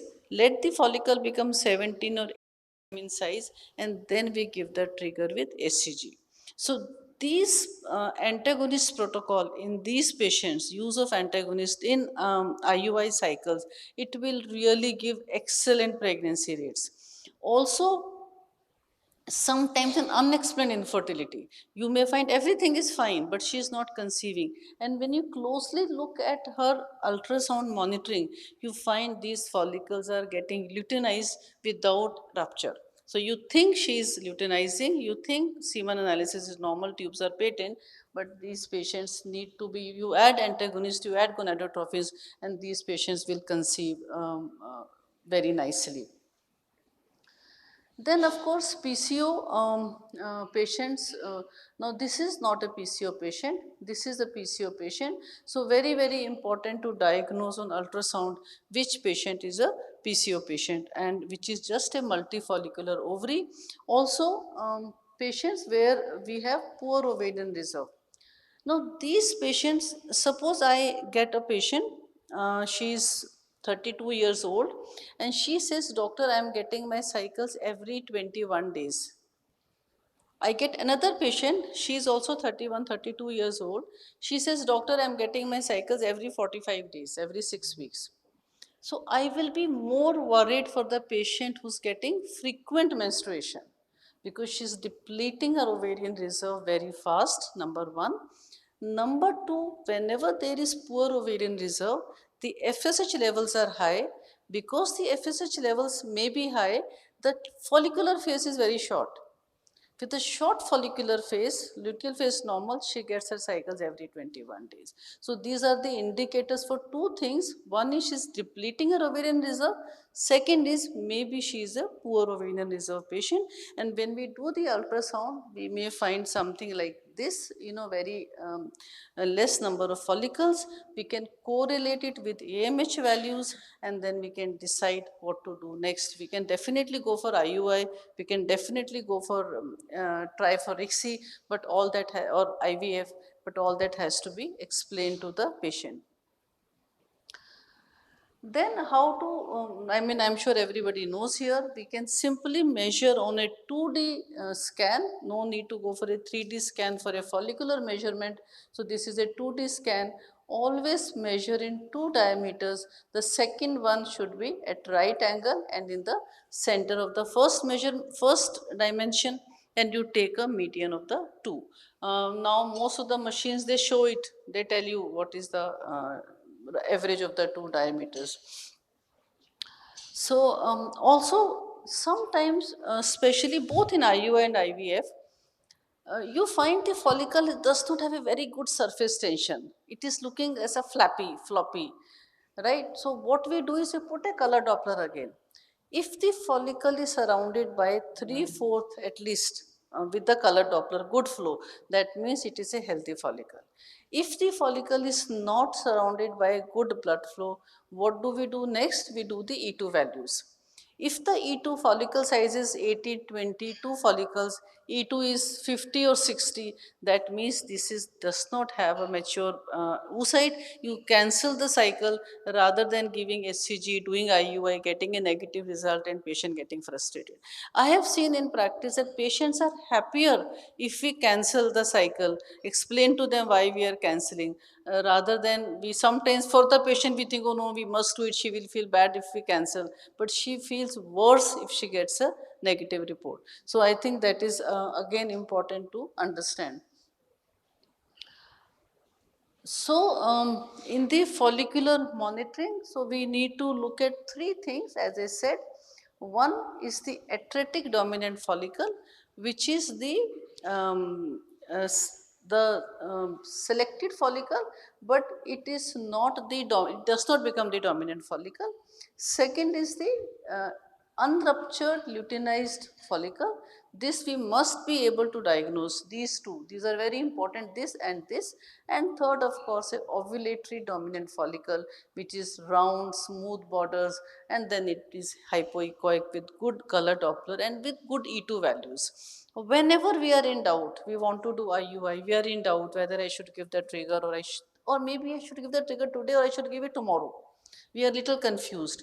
That is the time we can do E2. If the E2 is 150 to 200, by all means we can give the trigger. If E2 is 110, 120, we can wait for one more day and then give the trigger. Another sometimes problem comes, you have on day 12, you have 4 follicles on one side and 3 follicles on the other side. So I keep getting calls from my colleague, Dr. Minu, what to do? We have 7 follicles and I had planned an IUI for her. Now what to do? So 2, 3 things we can do. One is, of course, cancel the cycle. When I say cancel the cycle, it we just tell the patient we are cancelling. It does not get cancelled. She can have her spontaneous LS surge and she can ovulate all these follicles. Husband may not listen to her. They may have unprotected sex, and that is how we see those 6 or 7 or 8 babies getting born. We see in the news sometimes. These are not because of multiple embryo transfers. These are because of these neglected patients who have taken clomiphene, not gone back to the doctor, or these multiple follicles which come up and we just cancel, so that does not help. So number one, of course, counseling.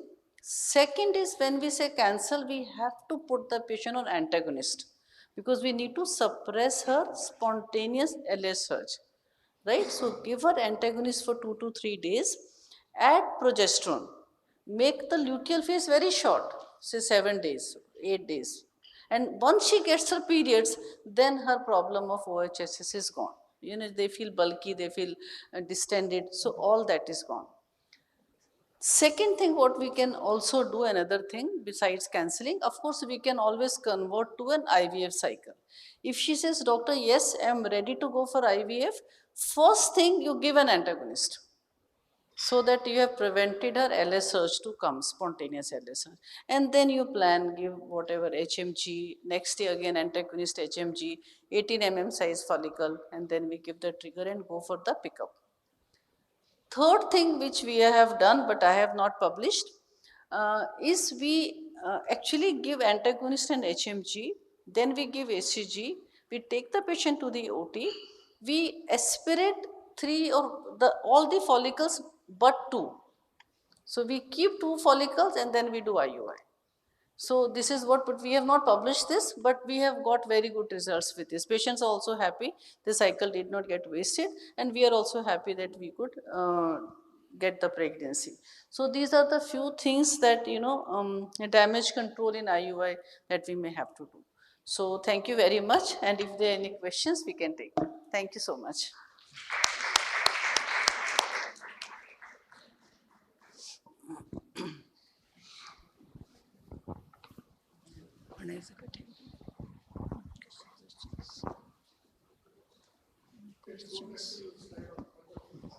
Andhra Pradesh. Sure.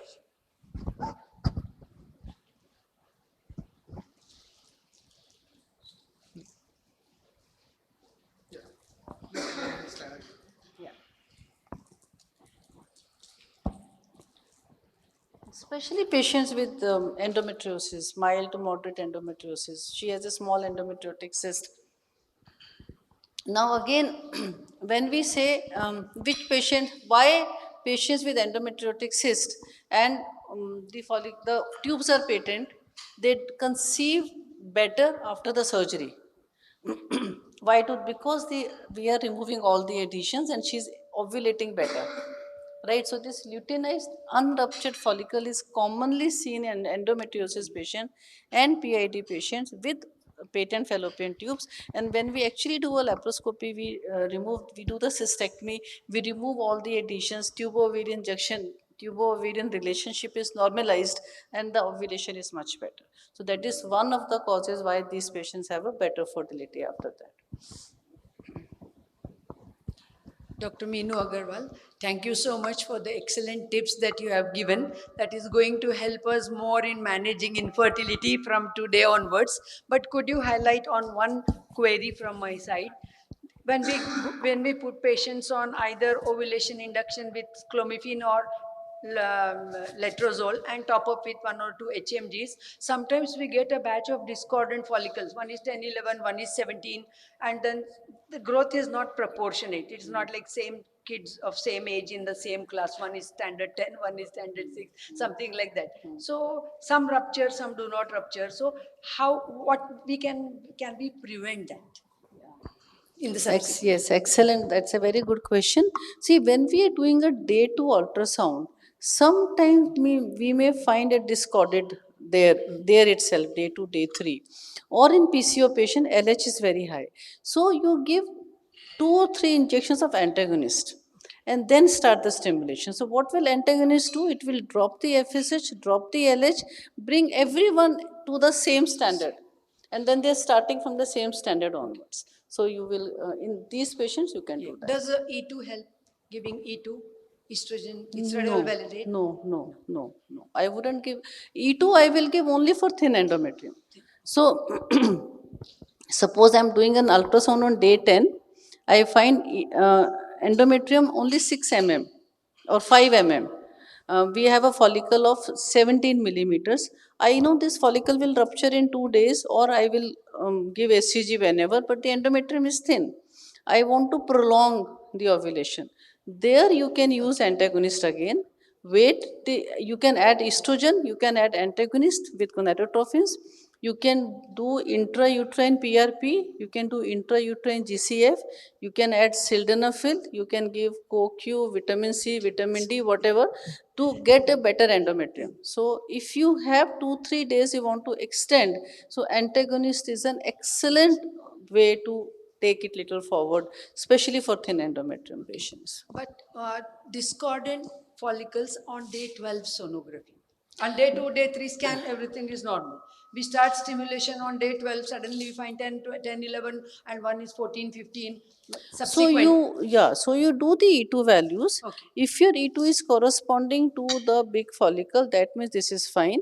If your E2 is corresponding to the 14 mm follicle, you have 117, 118, 114 mm follicle.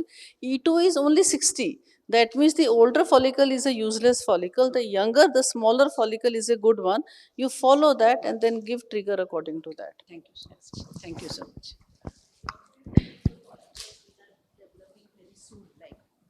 They are developing very rapidly. Yeah. Yeah, so these are again the patients of poor ovarian reserve many a times. Their FSH is already high. Again, we can give antagonist on day 2 or day 3. Suppress the FSH and then we give them letros if you want to give letros or you want to give HMG, whatever. And these are the patients where before giving the trigger do the E2 values, because sometimes they may be empty follicles. So we keep getting negative results. So do the E2 and then give the trigger. So that will help. Some patients, especially in these patients, you can also do both E2, P4 before giving the trigger.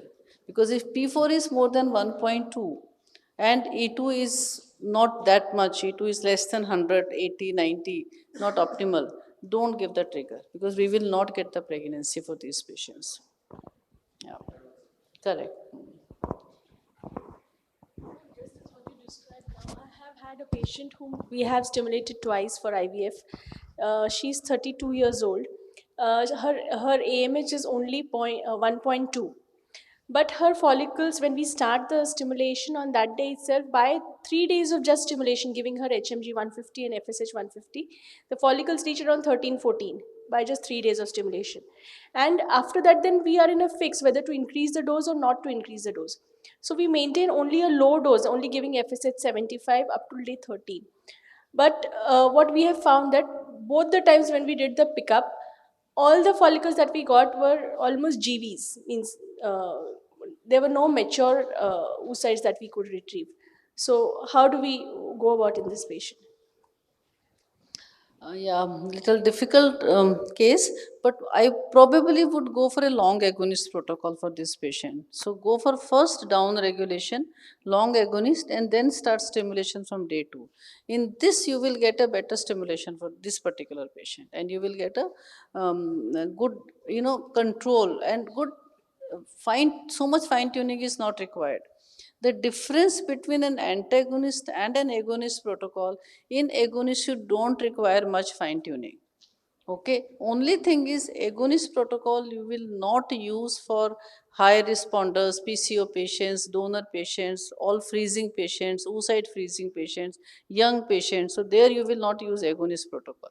But if this patient has a AMH of 1.2, she is the ideal candidate for an agonist protocol. You go for an agonist protocol and she will long agonist, she will do well with that.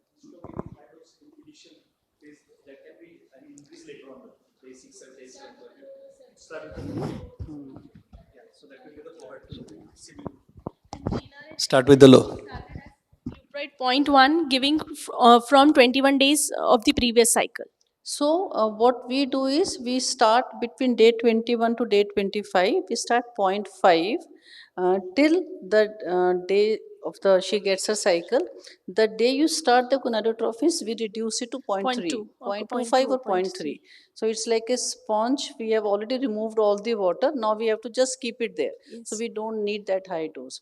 Now, any patient, if she's on long agonist leupride protocol, suppose she misses one injection of leupride, it does not matter, it has a long cumulative effect. If she's on antagonist protocol, continue till trigger. She misses one antagonist, she will probably have a spontaneous LSR. So that we have That to keep in mind. advantage So is that requires a lot of fine tuning. So in a patient like this, with an AMH of between 1 and 2, I think a long agonist protocol will be a better option.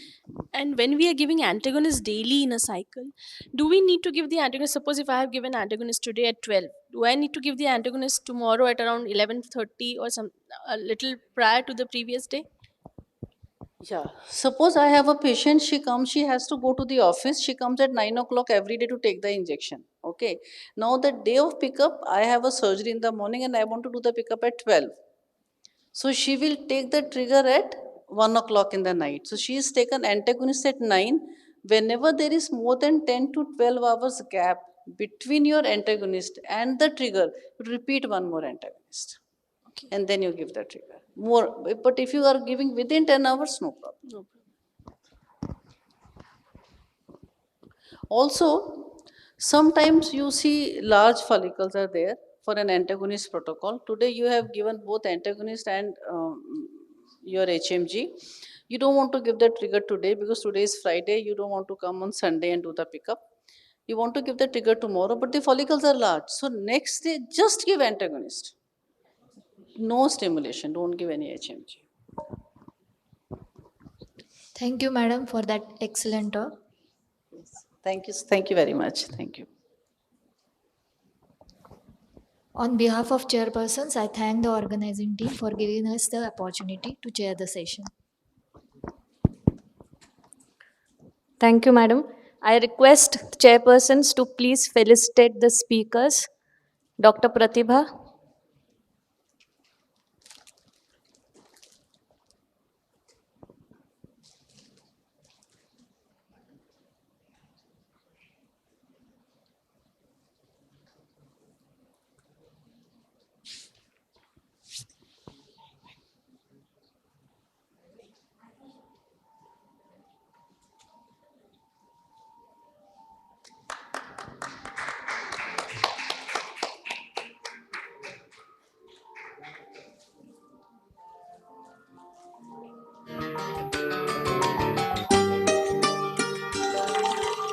Dr. Agrawal, madam.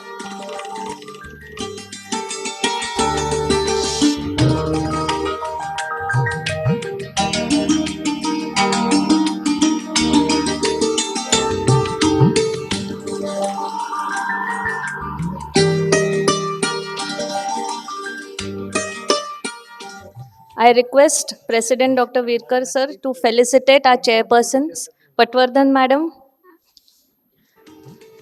and Dr. Archana.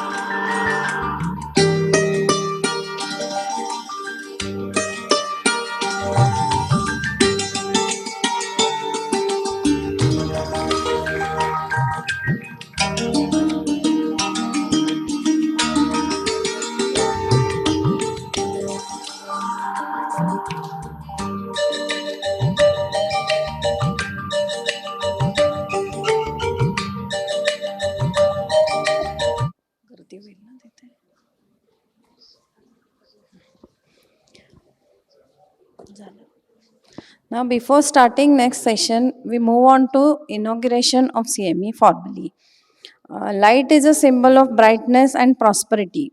As light expels the darkness, to pray Goddess Saraswati, we light a lamp. I invite all the dignitaries to come forward for the lamp lighting and inaugurate the CME formally. Dr. Minu Agrawal Madam, Dr. Rajesh Kokre Sir, Dr. Rajiv Dabde Sir, Dr. Sharma Sir, Dr. Pratibha, our President Dr. Vivek Virkar, Dr. Ketki, Dr. Praveen. Vishnu गुरुर्देवो महेश्वरा गुरुर्साक्षात् परब्रह्मा तस्मै श्री गुरुवे नमः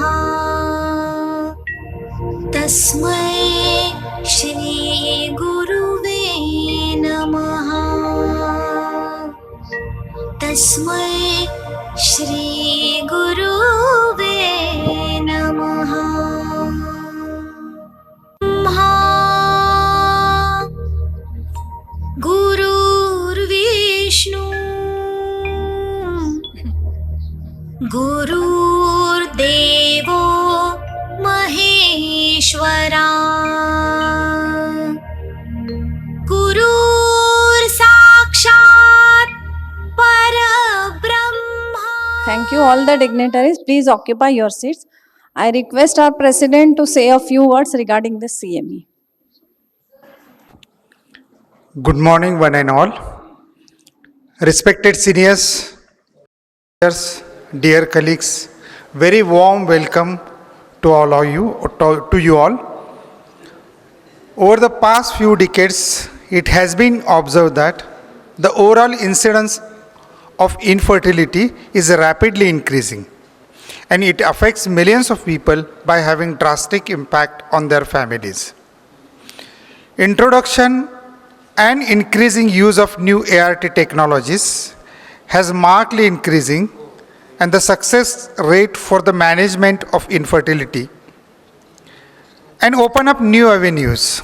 However, unexplained infertility still remains a huge puzzle, and its identification basically being a diagnosis of exclusion till date. And so today, we have this CME to understand the various approaches to infertility by our experts. Thank you.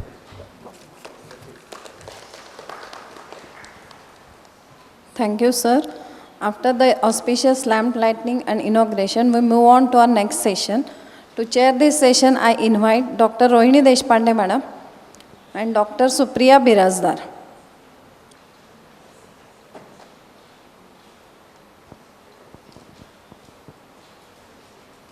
Dr. Rohini Deshpande Madam, she is a consultant obstetrician and gynecologist practicing in Solapur for past 28 years. She has contributed a chapter on Doppler in PIH in hypertensive disorders of pregnancy and on an overview on operative hysteroscopy in a book on hysteroscopy. She has presented lectures and papers at various conferences. She was president of SOGS 2018-20, and other than this, she is an inspiration for us as far as fitness is concerned. She loves trekking, has participated in marathon also. Dr. Supriya Birazdar, she is an infertility consultant at Navjeevan Fertility and IVF Center. She is a practicing gynecologist and obstetrician at Dr. Birazdar Hospital and Krishnamai Nursing Home. Over to you, Chairperson.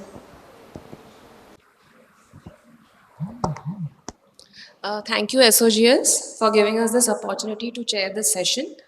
So let's continue to rekindle the enthusiasm for practicing infertility. So in this session, we have 3 talks. The first talk is the role of laparoscopy in infertility. And to deliver this talk, may I request Dr. Rajesh Kokre, sir. He is a practicing infertility consultant at Baramati since the establishment of Kokre Hospital in 1999. And he has been putting his tireless efforts for implementation of Anemia-Free India, Safe Motherhood and many more projects. Receiver of a Navbharat Time Award, and he is one of the best examples of healthy mind and a healthy body, a good tennis player and a music lover. I request Dr. Rajesh Kokre, sir, to deliver his talk. Good morning, everyone. First, I would like to thank President Dr. Virkar, sir, and the members of Solapur OBGY Society for inviting us for this today's CME. And on this very sunny morning of Sunday, it's really a pleasure to see so many friends of us here to be in the audience. As we are going with the infertility treatment management and diagnosis, various laparoscopy has been laparoscopy with direct visualization of pelvic anatomy is ideal method of available to diagnose the tubal and the peritoneal disease that may impair the infertility. So, laparoscopy is an important diagnostic and therapeutic tool in the management of subfertile women. Hysterolaparoscopy is an effective diagnostic and corrective tool for the diagnosis of pathologies, peritoneal endometriosis, adnexal cell masses, and subtate uterus, and with aiding to the other imaging modalities. One of the commonest surgical procedure which is performed for fertility enhancement. Almost 40% of the patient undergoing the diagnostic hysterolaparoscopy for fertility workup. With the advent of high quality of instrument and advanced operative techniques, laparoscopy has been a choice for fertility management, is done only for in the exceptional cases. So patients after normal HH revealed pathological abnormalities, and because of the potential diagnostic and therapeutic benefits, patient with unexplained infertility should undergo the laparoscopy prior to ART. I think as we see a lot of so many cases where intervention is required for laparoscopy to go for, I think, which each and every when we were trained when we passed out, that time the laparoscopy had just come, and I remember my journey like laparoscopy. It was because of Solapur. Dr. Raju sir, remember that once workshop was arranged by Dr. Prakash Trivedi and Dr. Samir. He had come, I think, way back in 1999 probably, 96-7 or. So that was the time. That was very very passionate workshop I attended, and then I decided that I'll also go for laparoscopy. I got training at Dr. Rakesh Sinha, and the things from there also the change again another 10, 15, 20 years, 3 decades. A lot of things are changing with the intervention of there used to be a lot of complications seen with the hysteroscopy, patient going for pulmonary edema, CO2 infusion, that lot of creating pneumoperitoneum injuries, boil injuries, and a lot of cases what we had gone through that phase and the journey of that learning peak of endoscopy, I think laparoscopy, that has been lot. But when it is come, I think for each and every person who is practicing gynecology and want to pursue the career in for infertility and other management, ART management, laparoscopy is really, must have that learning of laparoscopy, hysterolaparoscopy. I personally, to go for a hysteroscopy, that would itself it would be a 1 hour lecture, 1.5 hour lecture. But I said, since we discussed that it will, so we can be, it will go in hand with hyster and laparoscopy. But still, here we're just talking about the laparoscopically. So, but it should be combined, that hyster and laparoscopy for diagnostic evaluation and all the cases. For, as we say, this is one of the common cause where PCOS and ovarian drilling, control ovarian stimulation induction without IUI install remains the first management of PCOS. diet, lifestyle modification, and laparoscopic ovarian drilling should be considered in case of failed ovulation induction with, again, with patient given with stimulation IUIs, where there is androgenic load, the androgenic load that can be reduced by reducing the, doing the ovarian drilling. Again, while doing the ovarian drilling also, as we thin lean PCOS, BMI less than 25 achieved higher conception rate than the overweight. PCOS with BMI achieved significantly lower ovulation rates after laparoscopic ovarian drilling. And ovarian drilling is effective as gonadotropins in patients with clomiphene resistant PCOS.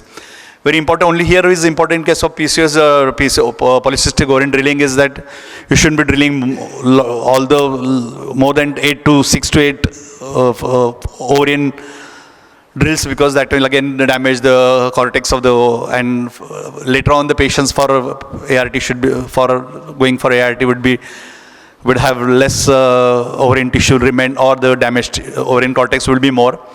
Another important is that while doing the drilling, the temperature of, you can imagine the temperature of the drilling needle is more than 400 degrees Celsius, like it's 4 times the boiling water. So you can imagine the heat which is being generated and transmitted. So you have to be careful while if you are in a learning curve, be sure that the ovary where you are holding when the ovary and doing the drilling, it is important to be sure that you are not, any boil is not around any other.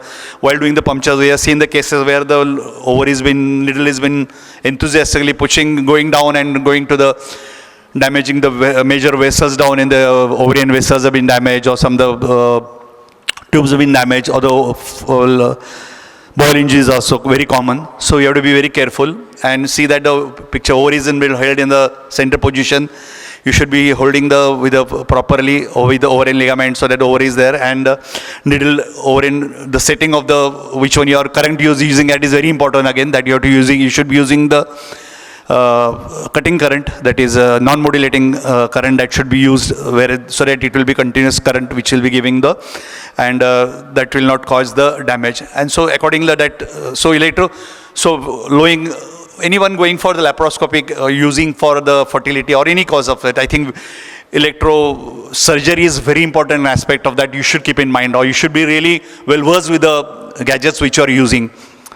So that can avoid the complications and injuries. So I think that is one important regarding the, and as soon as the ovaries are drilled, be sure that the ovaries are cooled down. So you can put a normal saline or see to it that it is in the pouch of duct, not kept away.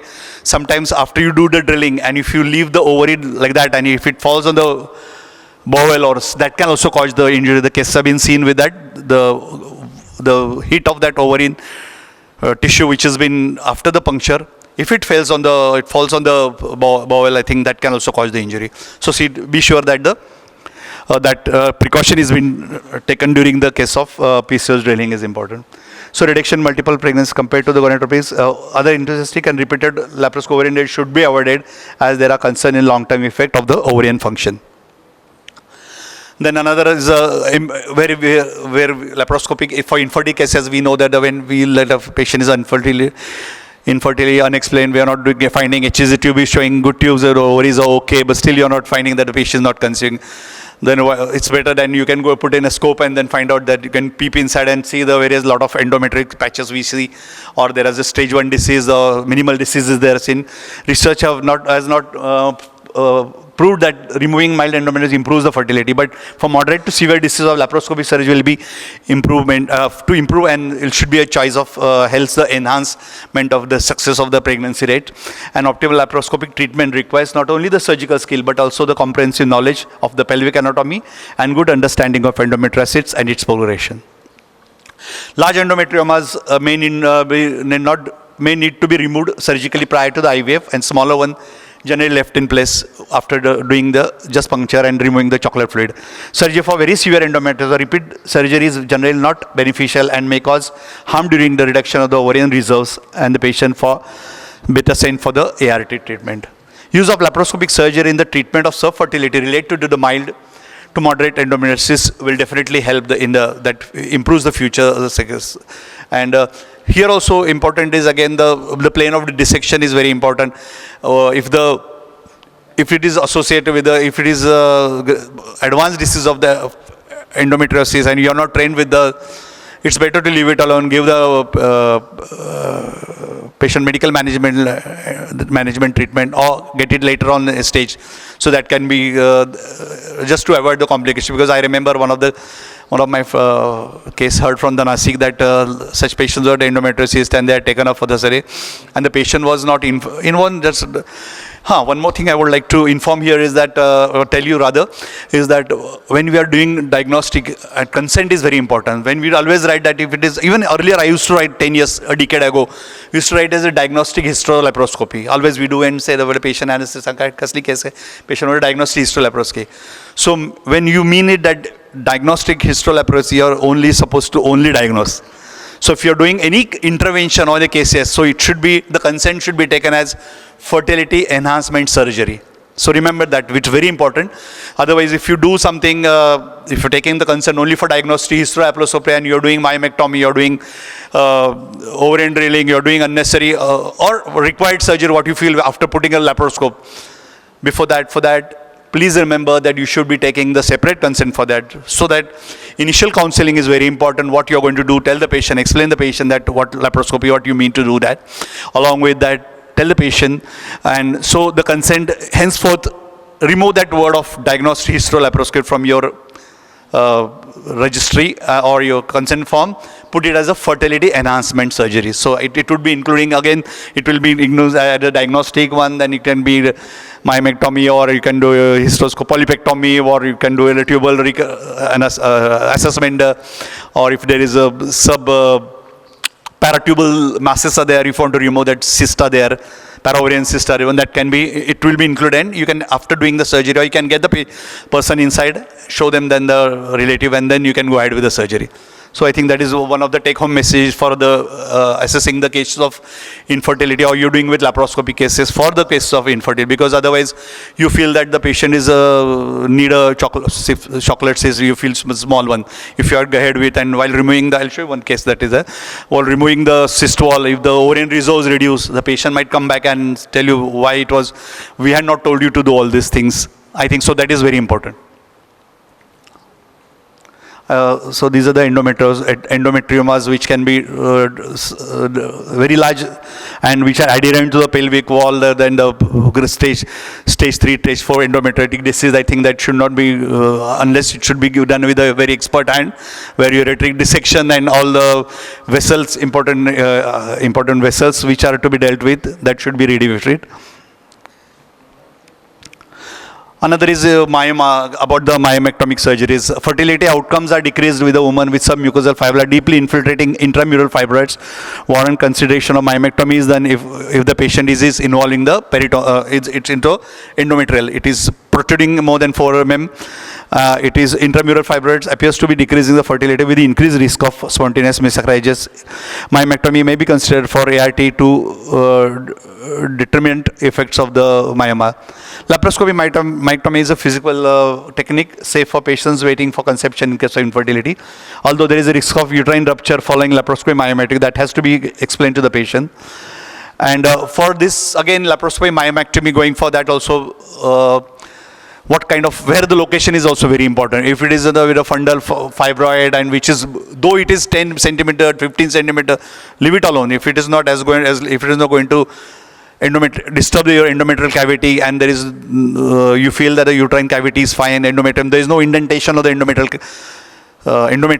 I think these such kind of fibroids, they should not be dealt with. Sometimes we have seen that the patients which are unnecessary interfere with us, and later on when you see a relook surgery, all the ovaries and that goes and gets stuck to the scar, and unnecessary you're making the patient in a very, leave the patient in a very miserable state. I think so that, so choosing which conduit fibroid to be removed, and whether it is really essential or need of or to remove, that is very important, you should do it.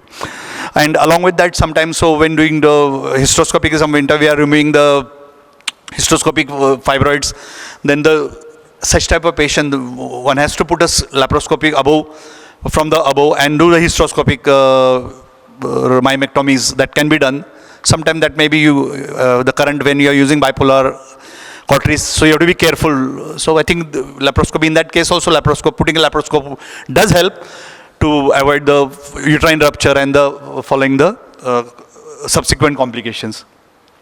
So depending on the what kind of fibroid it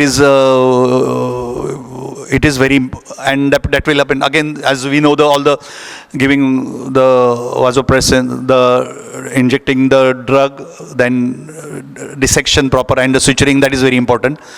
And such kind of patients which with previous myomectomy scar, if they are going for the pregnancy, and that has to be the risk of, that has to be explained to the patient. Otherwise the patient sometimes, if the scar, there is scar dehiscence, then patient may come in this fourth, fifth pregnancy, month's pregnancy with rupture uterus. So that has to be very careful.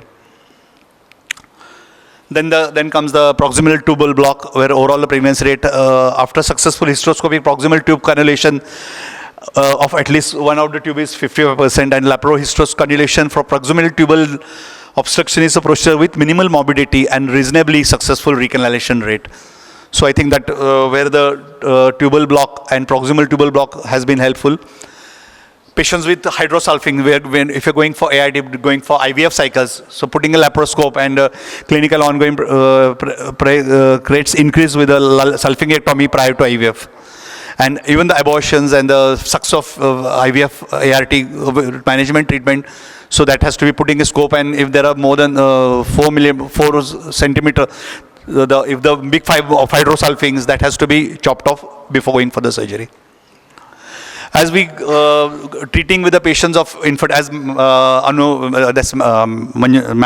Agarwal Madam said just now, that all their interns they are also trained with the diagnosing the ectopic. So one should have a habit of putting a scope, TVS probe with the team, and you should be able to, once you know that the patient is of infertility, secondary infertility or primary infertility, and is being treated and misses a period, or you doesn't miss a period. If the patient comes with have a habit of putting a transvaginal probe and see whether the patient is not ectopic, and excess of if the ectopic pregnancy is more than 5 milli, it is more than the sac is more than 4 centimeters, and the location, if it is unruptured, which can be managed by methotrexate management, but sometimes we may need, the patient may come in the midnight, between the mid of the night, for with a rupture ectopic, so that you should be well versed with treating the ectopic disease also laparoscopically. And methotrexate laparoscopy sulfingectomy is successful in treating the majority of cases. In surgical treatment of ectopicness, laparoscopies are cost effective. Laparoscopic, then comes the laparoscopic tuboplasty. I think that is one where it has been with a lot of improved surgical instruments, I would say, than the suture materials and the suturing techniques. I think earlier we used to take, for open surgery, we used to remember the days our professor used to teach us with the normal saline drip and continuous irrigation with the heparin, and all those days we remember. But nowadays the laparoscopic tuboplasty has also been performed by expert, is an alternative to microsurgery. All cases of tubal sterilization are suitable, with all the cases of femorectomy are unsuitable for tubal recanalization.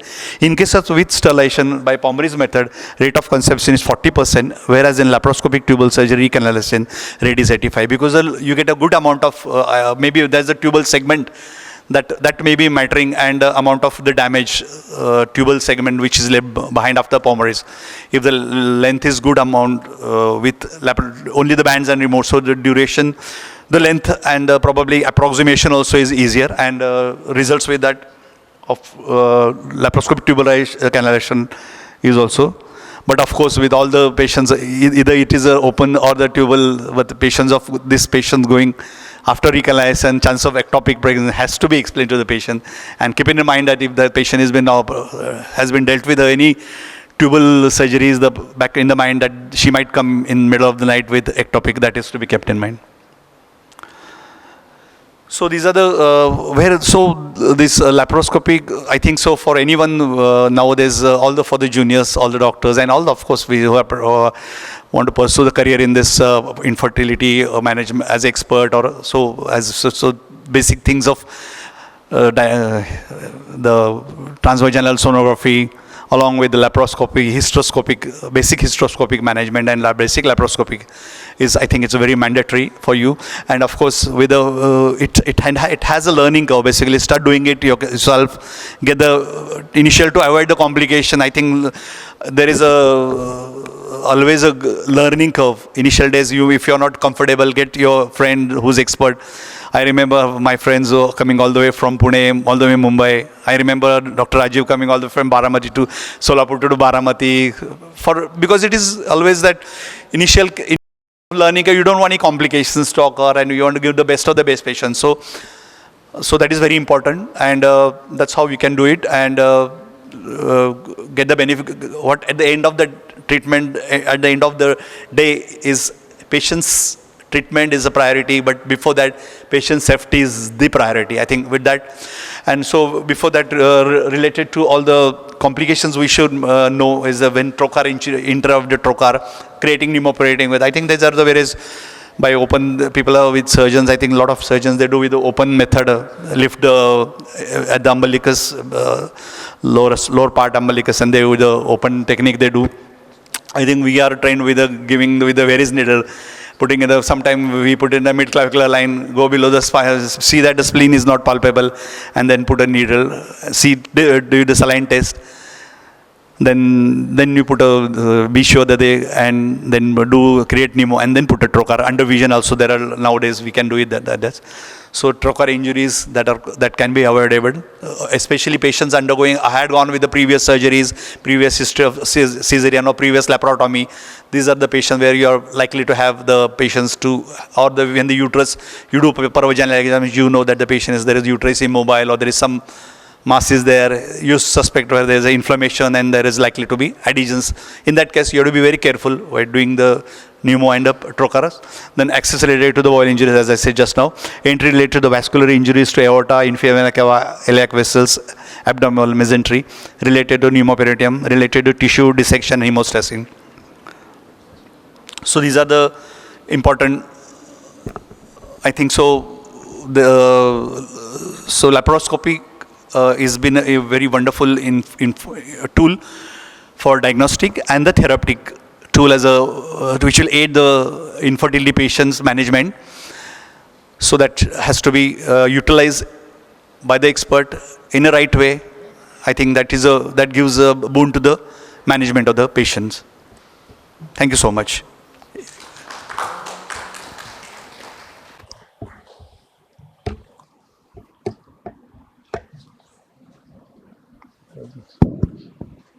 Thank you, sir. Thank you for such a crisp and clear talk. The most important thing was no consent, no extra consent under anesthesia. It has to be fertility enhancing surgeries right from the beginning. Thank you, sir. Thank you, Rajesh, for being with us. It was a very enlightening talk. And as Supriya mentioned, that you made it very clear that, the counseling before we take the patient to operation theatre is very important, because they should know what we are trying to actually see. And in fact, the role of diagnostic as such, laparoscopy and hysteroscopy is very minimal now, because you will be doing this invasive procedure only when, you are heading for something. So nowadays we have got such a good tool of ultrasound, 3D. So we come to know whether there is anything that we have to tackle more. And you rightly mentioned that laparoscopy, before doing the laparoscopy, going for an invasive procedure, we have to be very clear. Are you going to show some videos? No, just one. Sometimes why I'm showing this is because sometimes while doing the ovarian, sometimes the cyst, while removing the cyst wall, how you should be doing it, avoiding the minimal damage to the ovarian tissue.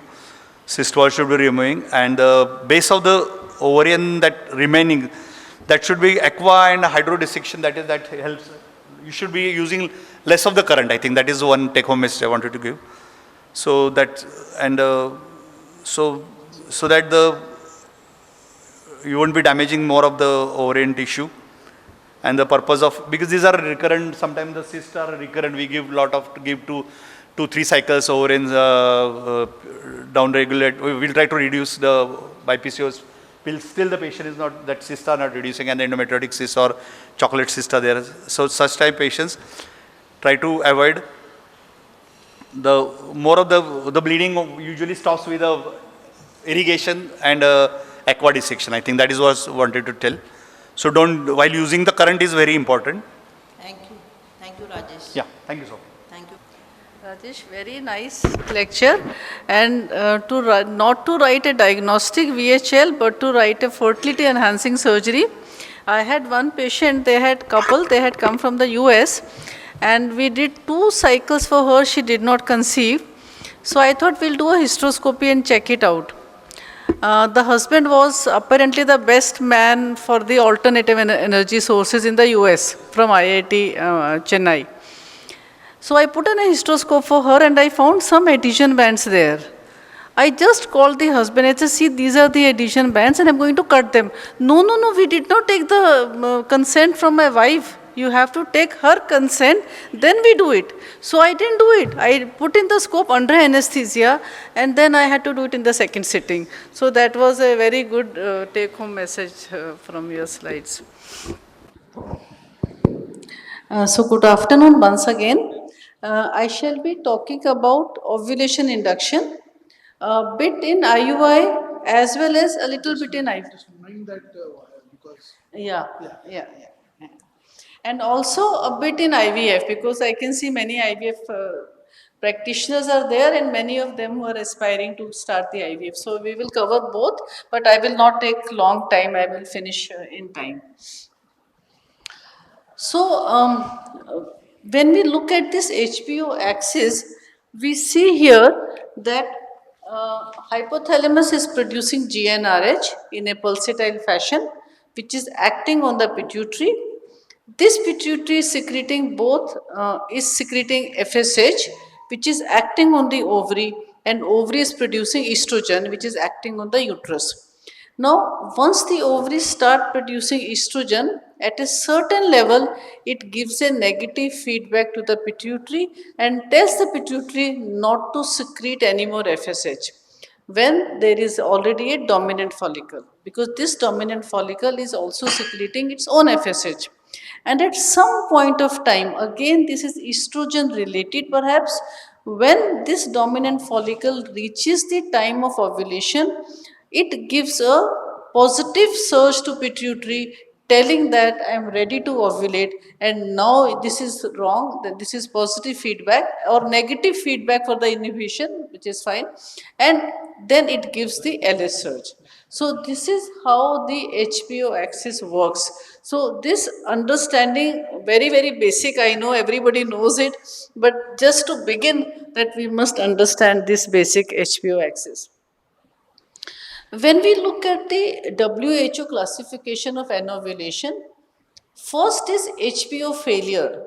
That means we saw the graph that HPO failure, those are hypo patients. How do they present the hypo patients? Generally, the girl will come with the mother or parents, 15, 16, 17. They may come with amenorrhea. Okay, so if we go by the Spirov method, we first give progesterone, no withdrawal bleeding, then estrogen plus progesterone, withdrawal bleeding. Now we don't do all of that. We immediately send her for an ultrasound. We do FSH, LH, prolactin, thyroid. We sometimes also do karyotyping if required.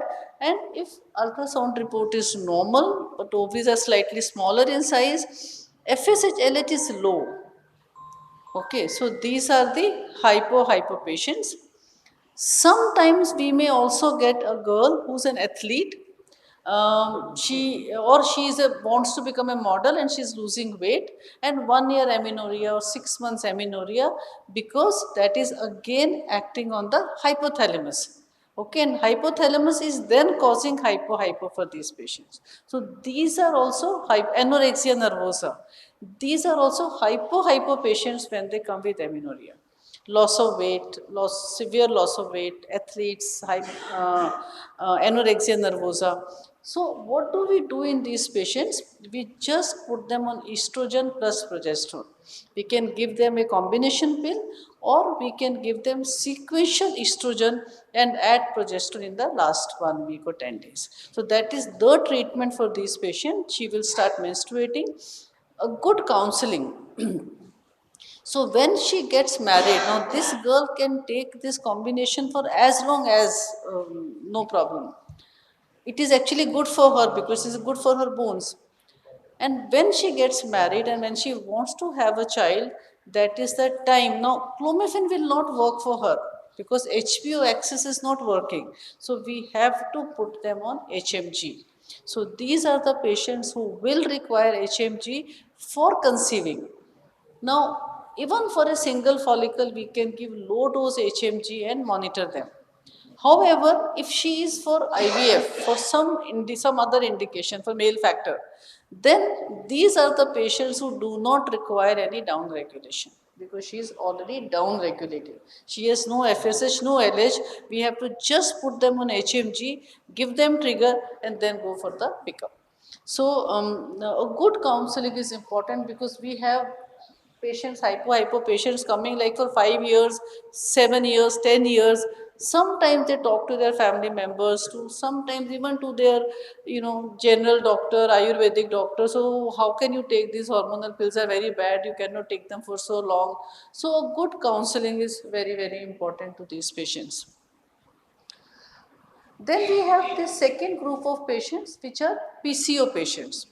Here everything is fine, but the ratio of FSH LH is high, they are hypoandrogenic, and that is why they are not ovulating. The follicles are coming up, but because the LH is high, they are not growing into a proper follicle, mature follicle, and they are not ovulating. So they have polycystic or the multicystic ovaries. And the third group that we have is the premature ovarian failure or hypergonadotrophic hypogonadism. Now, suppose I have a young patient of 25 years of age. She's not, maybe she's married or she's not married. Her AMH is only 0.9.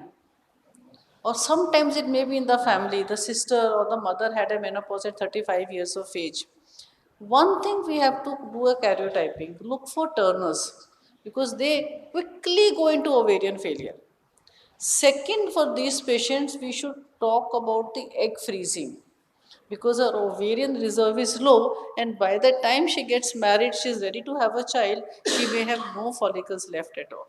So these are the two things that we need to do for these young girls. Also, Dr. Kokre covered very nicely about endometriosis. Sometimes we get a 21-year-old girl with bilateral endometriomas.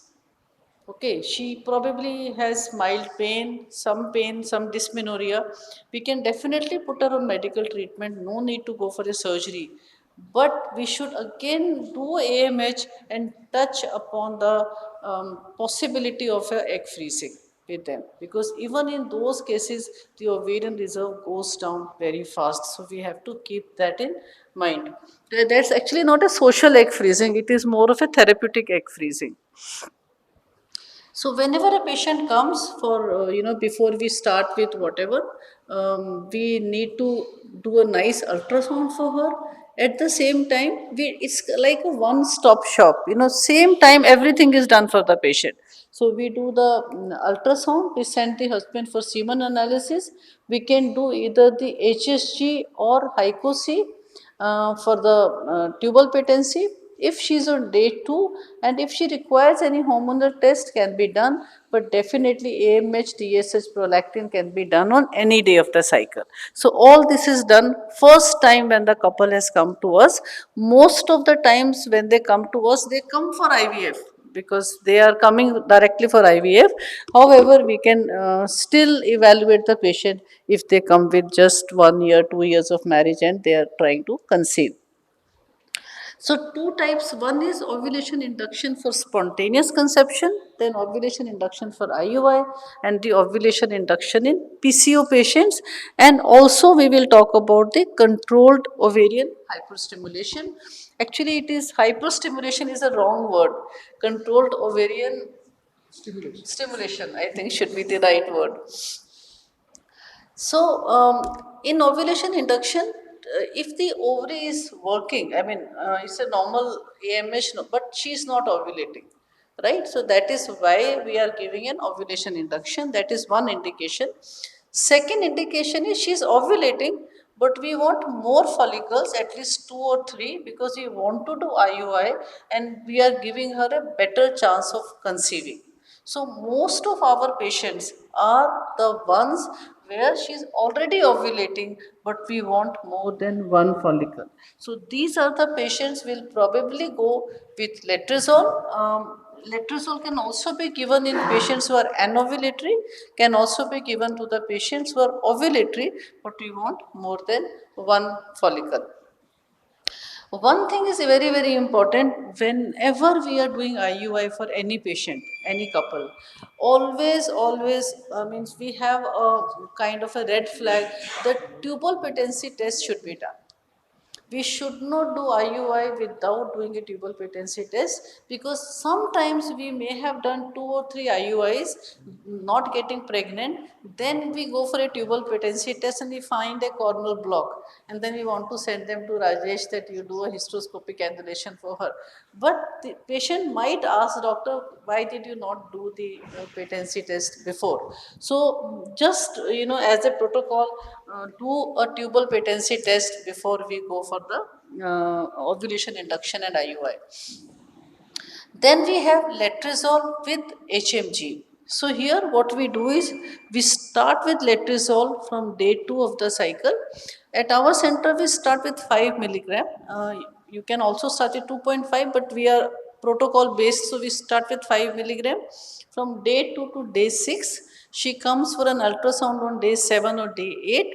And once we see a dominant follicle, 1 or 2, at least 14 to 15 in size, that is when we add the HMG to her. Okay, so HMG generally we give 75 for 2 or 3 days till we get a follicle of 18, 19, 20 in size, and then we give the trigger with SCG and do IUI.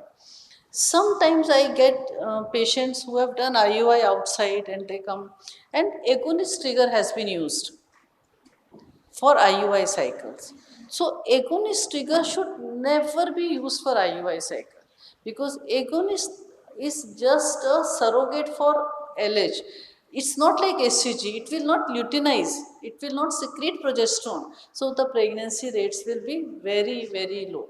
So we must never use agonist as a trigger in IUI patients. So always use SCG. We can use recombinant SCG or we can use urinary SCG.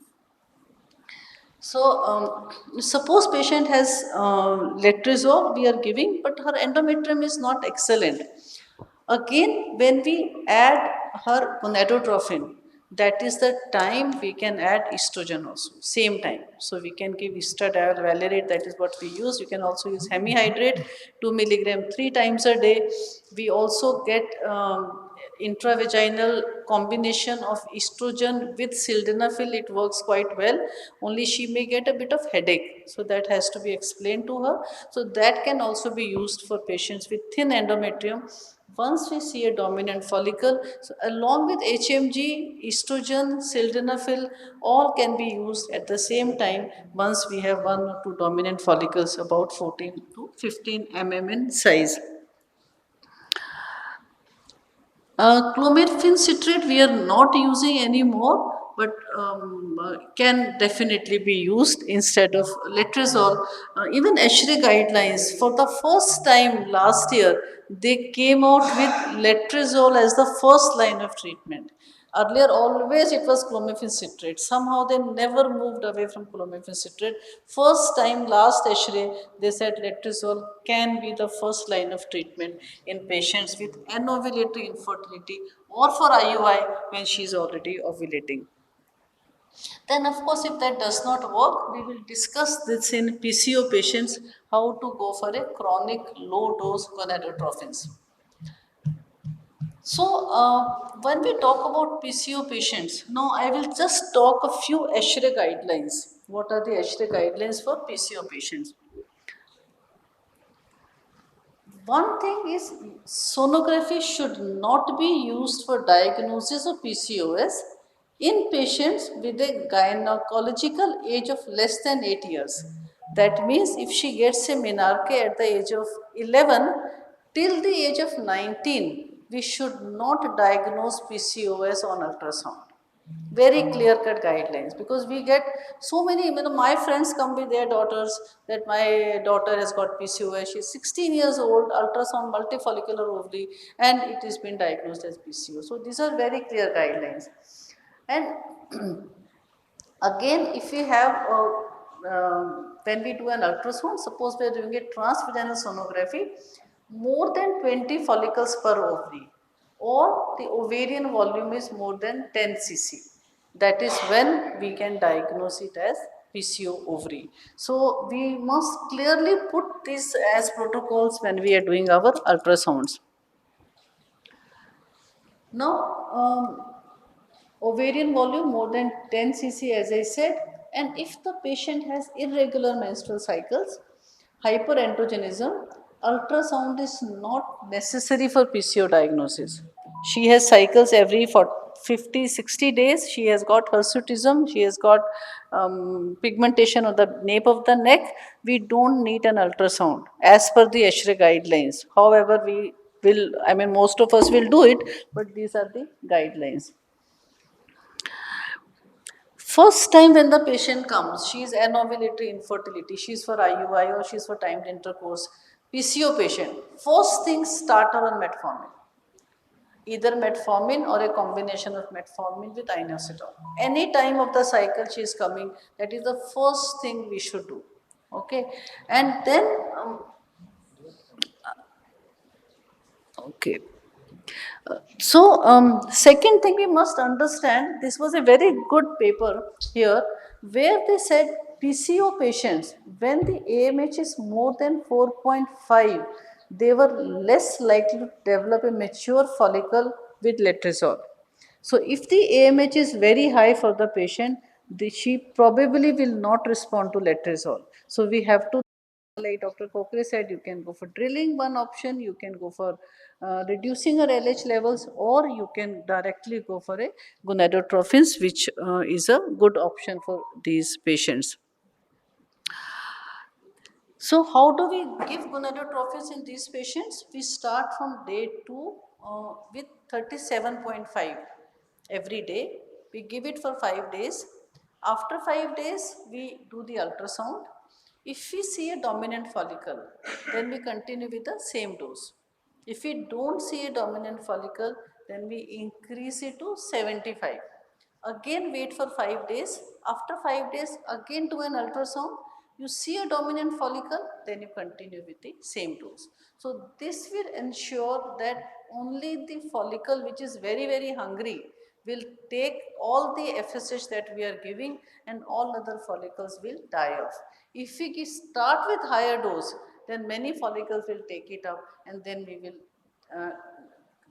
have a multifollicular development, which we are not looking at in a patient for IUI or for timed intercourse. So she is an anovulatory lady, PCO patient, and this particular patient we can give them a chronic low dose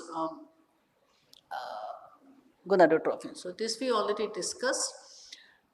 This I think has been discussed very well already by Dr. Kokre. So this also I think we can.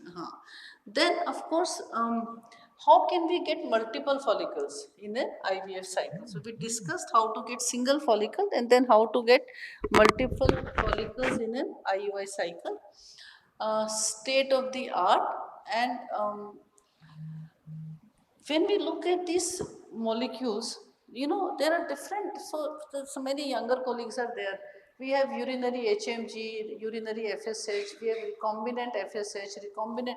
So what is the difference? Why should I use recombinant molecule, which is double the cost of urinary molecule?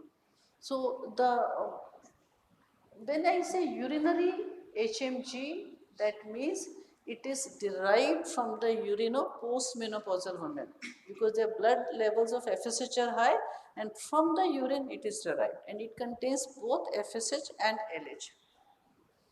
75 units of HMG will have 75 units of FSH and 75 units of LH. When I say urinary SCG, that means it is derived from the urine of pregnant women, right? Then when I say recombinant FSH, recombinant LH and recombinant SCG, so these are produced in vitro by a recombinant technology. So what is the advantage of recombinant? One, we can get as much as we want because we are not dependent on the human source. That is one. Second thing, there is no batch to batch inconsistency. So that is a very, very major advantage.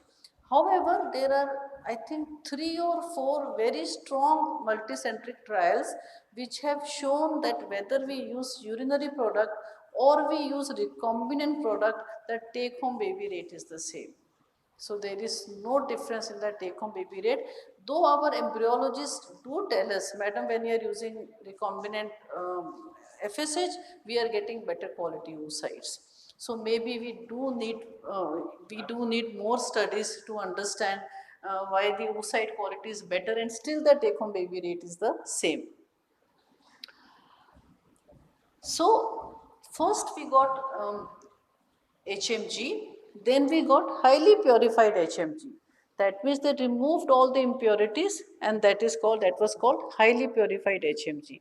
Then they further thought that maybe we remove LH, it will be better for PCO patients. So they removed LH from it, but again in many trials they have shown whether we use HMG or we use FSH, even in a PCO patient, the take-home baby rate is same. So there is no difference. So even in a PCO patient, if you want to use gonadotrophins, we can use HMG. We don't necessarily have to go for FSH because it will give us the same results. Then we have agonist and then we have antagonist. Now, agonists are GnRH agonist. So they are acting on the pituitary. Now GnRH agonist, when they are acting on the pituitary, in the body, pituitary is giving positive response secretion of FSH with pulsatile secretion of the GnRH. Now when we give GnRH to the patient, initially the body will think I am getting GnRH, pituitary will think it will secrete FSH, increase the receptors and secrete FSH.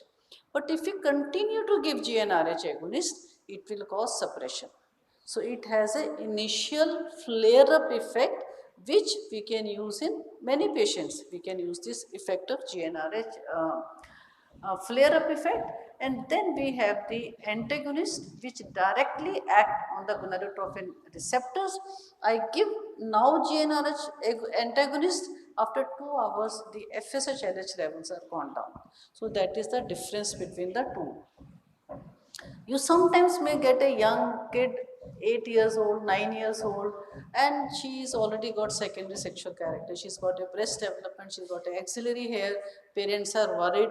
So those are the patients we can put them on the agonist, GnRH agonist, monthly dose, even 3 monthly dose, till she actually reaches the age of the puberty. There is and in fact, those sexual characters, they regress once we start them on the agonist. So just a little bit about how to use the agonist protocols. I'll just mention 2 or 3 protocols. There are hundreds of protocols. If you see here, there are so many protocols that we have. So I will just discuss 2 or 3 protocols here.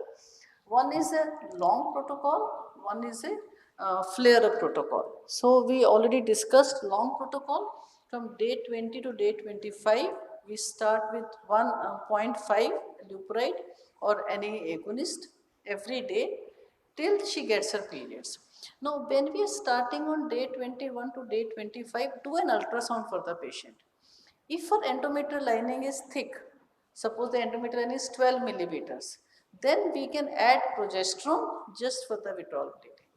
If her endometrial lining is thin, then we must give her both estrogen and progesterone for the withdrawal bleeding. So that we should keep in mind. And once she gets the withdrawal bleeding, then from day 2, we add the gonadotrophins and we also reduce the dose of the agonist. So this is how we go for this protocol. Then we have the flare-up protocol.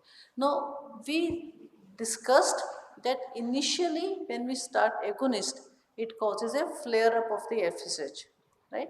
So, if we have a patient of poor responder, very few follicles, AMH is 0.7, 0.6. So, on day 2, we start with agonist. So what will agonist do? It will cause a flare up of FSH. So all the small follicles which are there, they will get an additional push. From day 3, we add gonadotrophins. 2 or 3 days, the agonist will start suppressing the LS surge, right? And then we continue both, and then we give the trigger once we have at least 2 follicles 17 to 18 millimeters in size.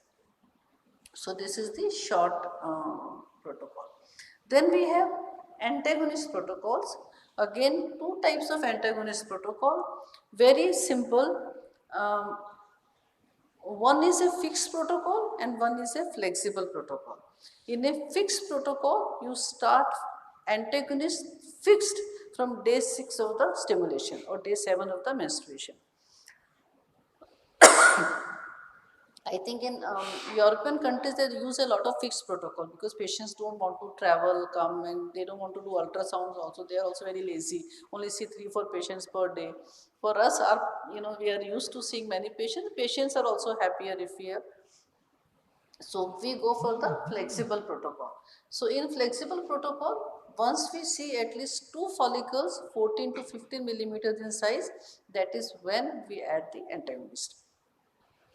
The advantage of flexible protocol is you don't start it too early. Suppose it gets day 8 or day 9 you have a bigger follicles. So you save that much money for the patient and you have not added antagonists too early for the patient.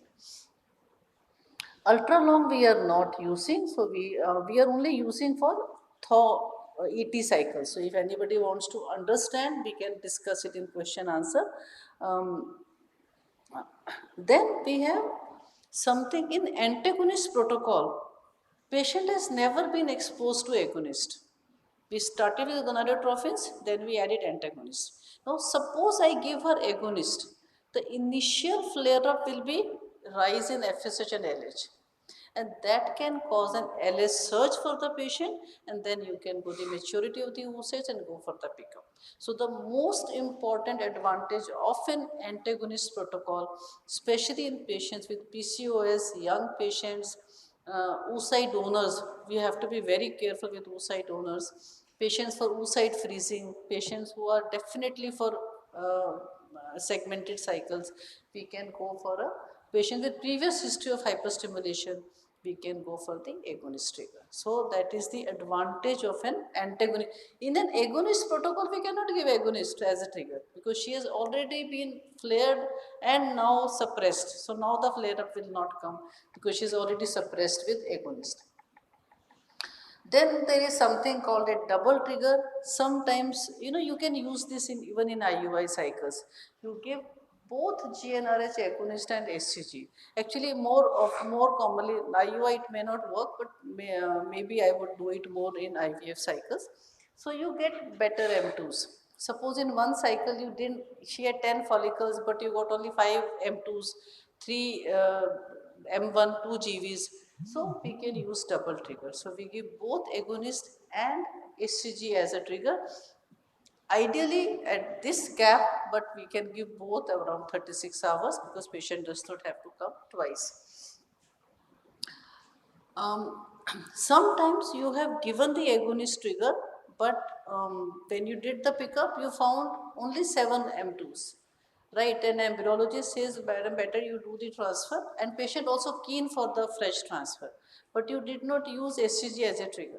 So you can give a rescue trigger.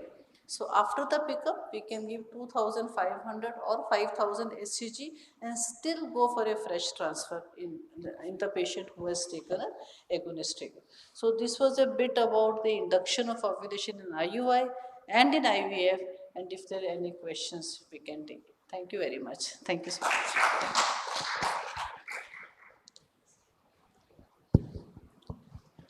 Excellent talk, Dr. Minu. Thank you. Thank you, Are madam. there any questions from the audience? Yes, Dr. Kokre? Why do we give double trigger? Is there any role of double trigger for giving both the? Both. So if you didn't get good M2s, if you did a pickup, you didn't get Yes. good M2s in the previous cycle, in the subsequent cycle you can give double Yeah, trigger. that's fine. Some So the- centers I have seen, they use double trigger for all the patients. Need not to be. I There think is a first IVF center in Dubai, they use double trigger for all their patients on antagonist protocol, agonist and ACG trigger, even if it is freezer. So that is what they are using, but so sometimes it is useful.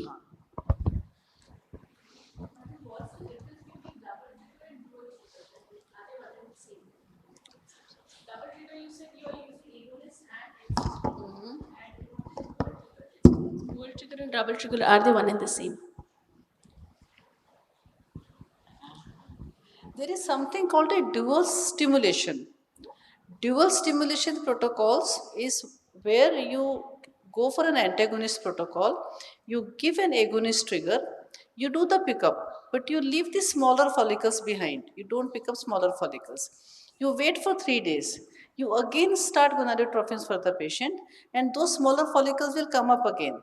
And then you add antagonist, and then you give the trigger second time. That is a duo-stim protocol.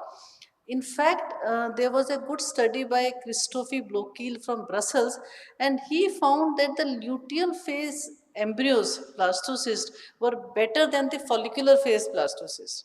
So, poor responders that get. That is a dual stimulation. So, there are multiple waves. So, this is two wave theory. Now, the third, now in this actually, this is three wave theory. There are three waves coming. So, you can go for 3 pickups in one cycle, it seems. When the body is not similar in that. Yes. Yes. So one cohort is coming. Yeah. One cohort. Yes. So one cohort is coming in the follicular phase. Another cohort is coming in the luteal phase. So that is the yeah. Thank you, Dr. Minu, Thank you, madam. for an excellent talk. May I now invite Dr. Raju Dabde, Director of Navjivan Fertility Clinic, Assistant Professor of Department of OBGYN at Ashwini Rural Medical College, Kumbari. He has got lot of research papers to his credit. The favorite ones are the Shirodkar sling and diagnostic laparoscopy in the evaluation of abdominal tuberculosis, learning safe endoscopic hysterectomy, safe entry into the peritoneal cavity. And we all know that he has been a wonderful teacher and an excellent in the field of infertility. May I now present to you Dr. Raju Dabde, please. Thank you, Madam Chairperson, and really glad to see you in our society after so many days. Thank you very much. You have got only half an hour. There was a printing mistake. I know there are hunger contractions going on, half the bladders are full, so I'm going to take as less a time as possible. The topic given to me is how are ART pregnancies different from natural conceptions. And when I welcomed my friend Dr. Rajesh Kokre, and I was discussing with him because all ART pregnancies are high-risk pregnancies. Is it more profitable to do an IVF business or just to deal with the pregnancies which these IVF people have created? Okay. And then he said, this is $1 million question. I come from Baramati. The question is as much as we all Baramatikars are facing today, Dada cha katta jao ke Kaka cha katta jao. And we all know that the natural conception, the best of the gametes are selected, hence they are relatively low risk, but we play the nature. We forcefully inject the sperm which never wanted to puncture the zona and enter the oocytes, but we do that and try to achieve pregnancies and put them into high risk categories. As far as IVF conceptions are concerned, there is higher level of awareness, not only amongst the patients, but also the consultants. They want to know whether my patient has become pregnant or not. Okay, to claim the success rates or just to counsel themselves that yes, my job has been done. There is a lot of anxiety on the part of the patients. This anxiety not only starts with the ovum pickup, but even before that, with the start of stimulation in a IVF cycle, the anxiety starts getting in.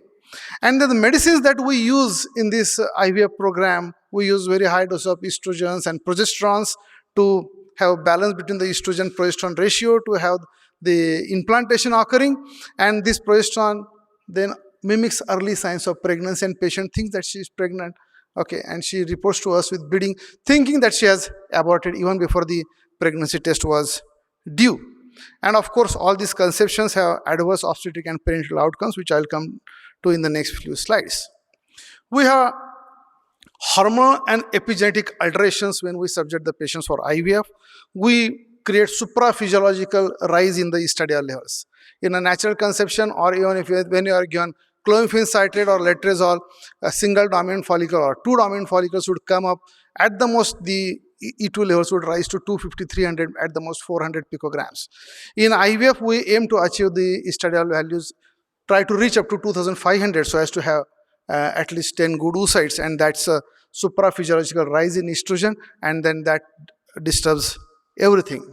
Whenever this rise is there, there are elevated VEGF levels, so our patients who land into ovarian hyperstimulation, they have extraversion of the fluids, and that becomes an additional medical problem. If they conceive, the SCG coming out of that pregnancy adds to that problem, and then we and the patient both are in trouble. And the gametes in the laboratory are exposed to the altered environment in the laboratory, and that also can create the problems in this conception. So there are a lot of concerns. The age and the cofactors, impact of technology on the DNA, there are epigenetic factors, intermixing of the gametes and the genomes, and that all adds to the problems. There is apprehension on the part of the patient as well as the treating doctor. The reasons are, many of the patients are elderly, they might have other comorbid conditions. Some are obese, some are elderly, and elderly patients are more prone for hypertension, diabetes. IVF itself per se will increase their chance of developing hypertension and diabetes during pregnancy, and embryology lab techniques and methods employed all can lead to an apprehension once our patient has become pregnant. How do our embryo transfer pregnancies differ? I'm here talking about, if it is not fresh embryo transfer, it's frozen embryo transfers. Okay, well, though many centers freeze all the embryos because as I just discussed in the previous slide, there are supraphysiological rises in the estradiol levels, and then it's difficult to achieve the estrogen-progesterone ratio so as to have good receptive endometrium. Some centers do carry out freeze-all programs. They will develop the embryos, freeze all the embryos, and in the subsequent cycles, they would transfer either in the natural cycle or with the minimal dose of estrogen and the progesterone that is given so as to have appropriate endometrial growth and transfer these embryos. But remember, these cycles are without the corpus luteum.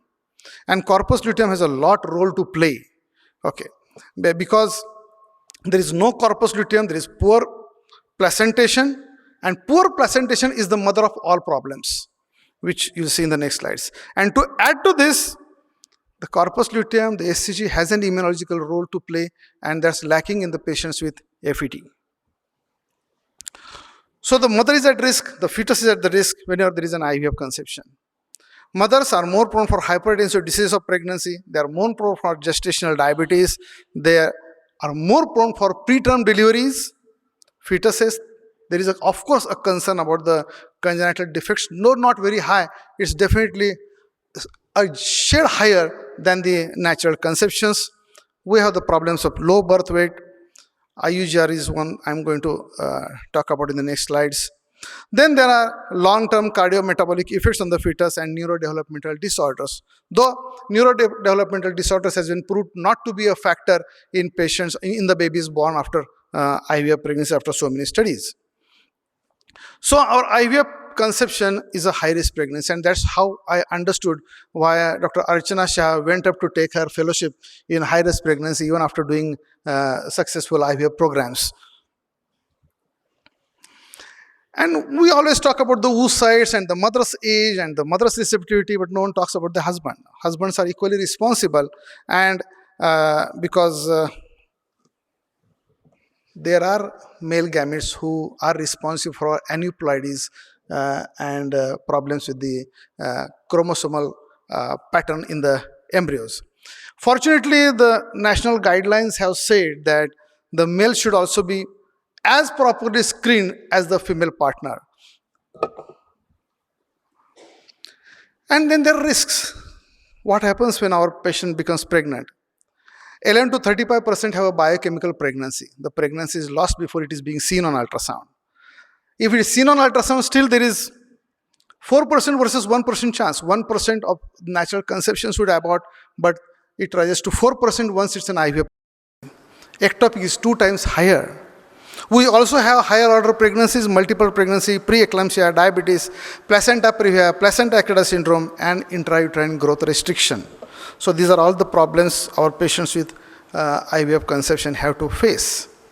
Why should we worry about higher order pregnancy? Triplets, good, Brahma, Vishnu, Mahesh, all of them would come out. One go and the family is complete. No, it doesn't happen, because as you can see in this chart, the triplets do worst as far as continuation of the pregnancy, birth rates of the take-home baby rate. So twins do better, and we have to resort to embryo reduction procedures, and the procedure itself has its inherent risk of losing the entire pregnancy. So when our patient of IVF conception has come to us right from the first trimester, we are concerned about the aneuploidies. Second trimester, we look for the anomalies, we are concerned about the anomalies. Pregnancy continues, we are concerned about the medical disorders during pregnancy, and of course, the problems of preterm birth is the greatest in these patients. To this, I have not shown the slide, but unexplained intrauterine deaths are also very common in IVF conceptions. Of course, I'm not giving the message that you should not send the patients for IVF, and we would refer the patient to the best of the obstetricians to take care of them. So first trimester is most difficult, as I already told. The first concern is aneuploidy, and we should be always talking about IVF outcome. If it is to be labeled, we should be talking about what is the take-home baby rate after IVF. Because there are aging gametes. When patients have come to us, we evaluate them properly. They have already tried themselves. They have tried with the physicians. They have tried with all the gods and goddesses. So important time has been lost when their ovarian reserve was good, and they come to us with low AMH levels. So there is already aging gametes, and the aging gametes have more chromosomal aberrations, obviously. Then controlled ovarian stimulations, then factors related to ICSI techniques, lab conditions, which I talk about the epigenetic problems or the factors responsible, all are responsible for the poor outcome. The literature is divided as far as the aneuploidy is concerned in frozen embryo transfer, because a group says that there is no difference and the group says that there is a lot of difference. But let's consider, can the primary aneuploidy be prevented, and what is the best strategy to screen these patients for aneuploidies? Because there is arrested meiosis and we are doing everything against the nature, so race against the time. So we can reduce the aneuploidies by pre-implantation genetic screening, egg freezing, and especially if the person wants to delay the pregnancy. So the egg freezing itself is known to bring about some chromosomal alterations in the frozen eggs. So why I am telling this here? Because I have a professor and associate professor sitting here, and a funny idea can come to their residents' minds that I would do my MS OBGY, I would do fellowship, I would get established as a consultant, and then I would think of pregnancy. But then they are also reading about AMH falls with the age. So they say, now my AMH is good, I would go get my eggs collected, freeze them. I'll tell my husband or would-be husband that my eggs are already frozen, you don't have to worry about my obstetric career. But then the husband or the residents, they must be informed that the idea is really a bad idea. Whatever is seen in the movies is not in the practice, please remember. So we all, on the Facebook, you see some of the best of the actresses, they have frozen their eggs and then they got married. They get married first time, second time, third time. Okay, that's a different issue. And then they have pregnancies with their frozen embryos, with the new husband's sperms, and then the outcome was good. But that's always in the movies, not in real life.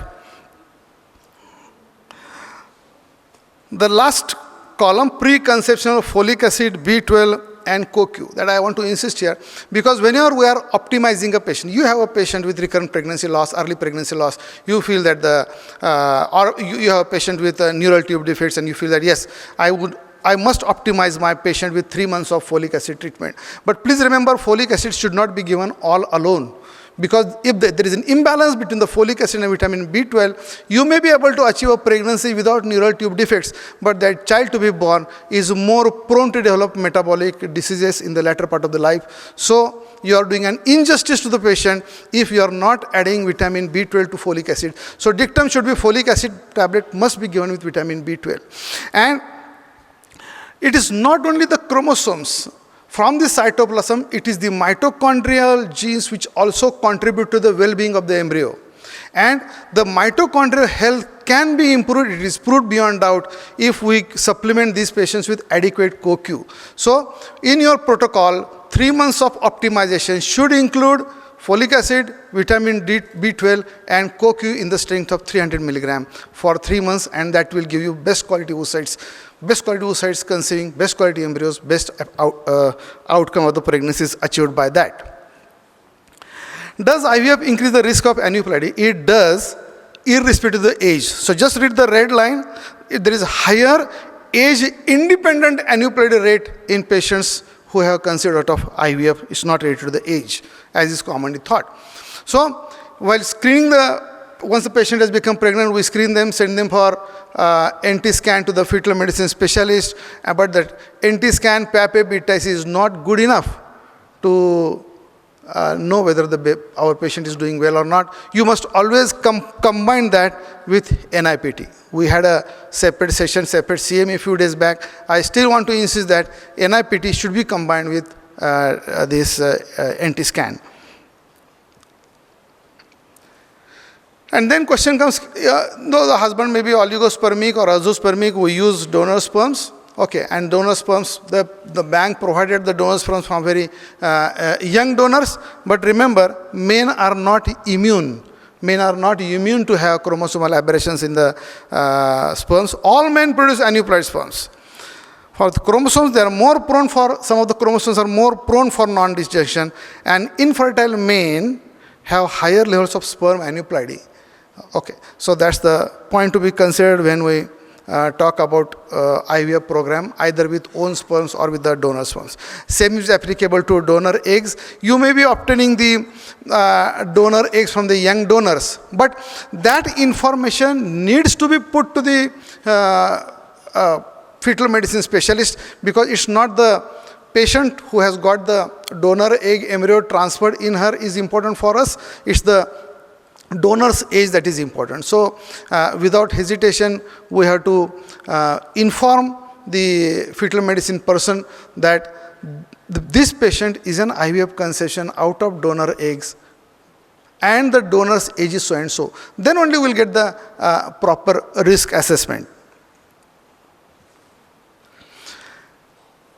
This has already been talked in the last CME. There are limitations of cell-free DNA. It does not replace the NT scan, cannot detect unbalanced translocations, cannot predict late pregnancy complications, does not work on single gene disorders. It fails in presence of high levels of mosaicism.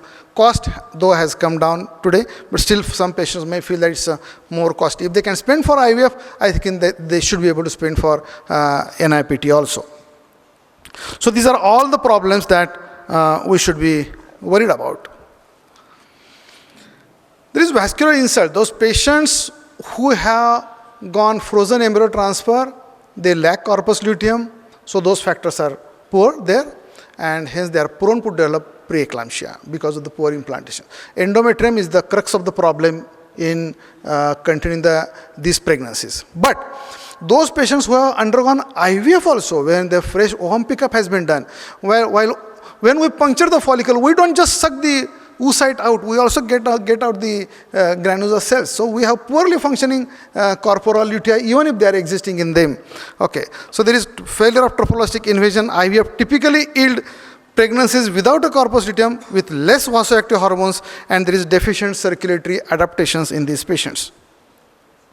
Then we invariably put these patients on aspirin. Low dose aspirin means not 75 but 150, we all know that, to be given at bedtime because that's the better absorption of that takes place. We stop that at 36 weeks. Once we have started aspirin and we think that whether they at NT scan you got that the report that the PA of the uterine arteries was high. You put the patients on 150 milligram of aspirin to prevent them from developing IUGR or preeclampsia. At anomaly scan, you reassess the uterine artery Doppler and you find that the Doppler have returned to normal. Is not an indication to stop that aspirin. We still have to continue that. The problem with IVF pregnancies, most of them are already on heparin because we wanted the implantation to take place, we put them on heparin.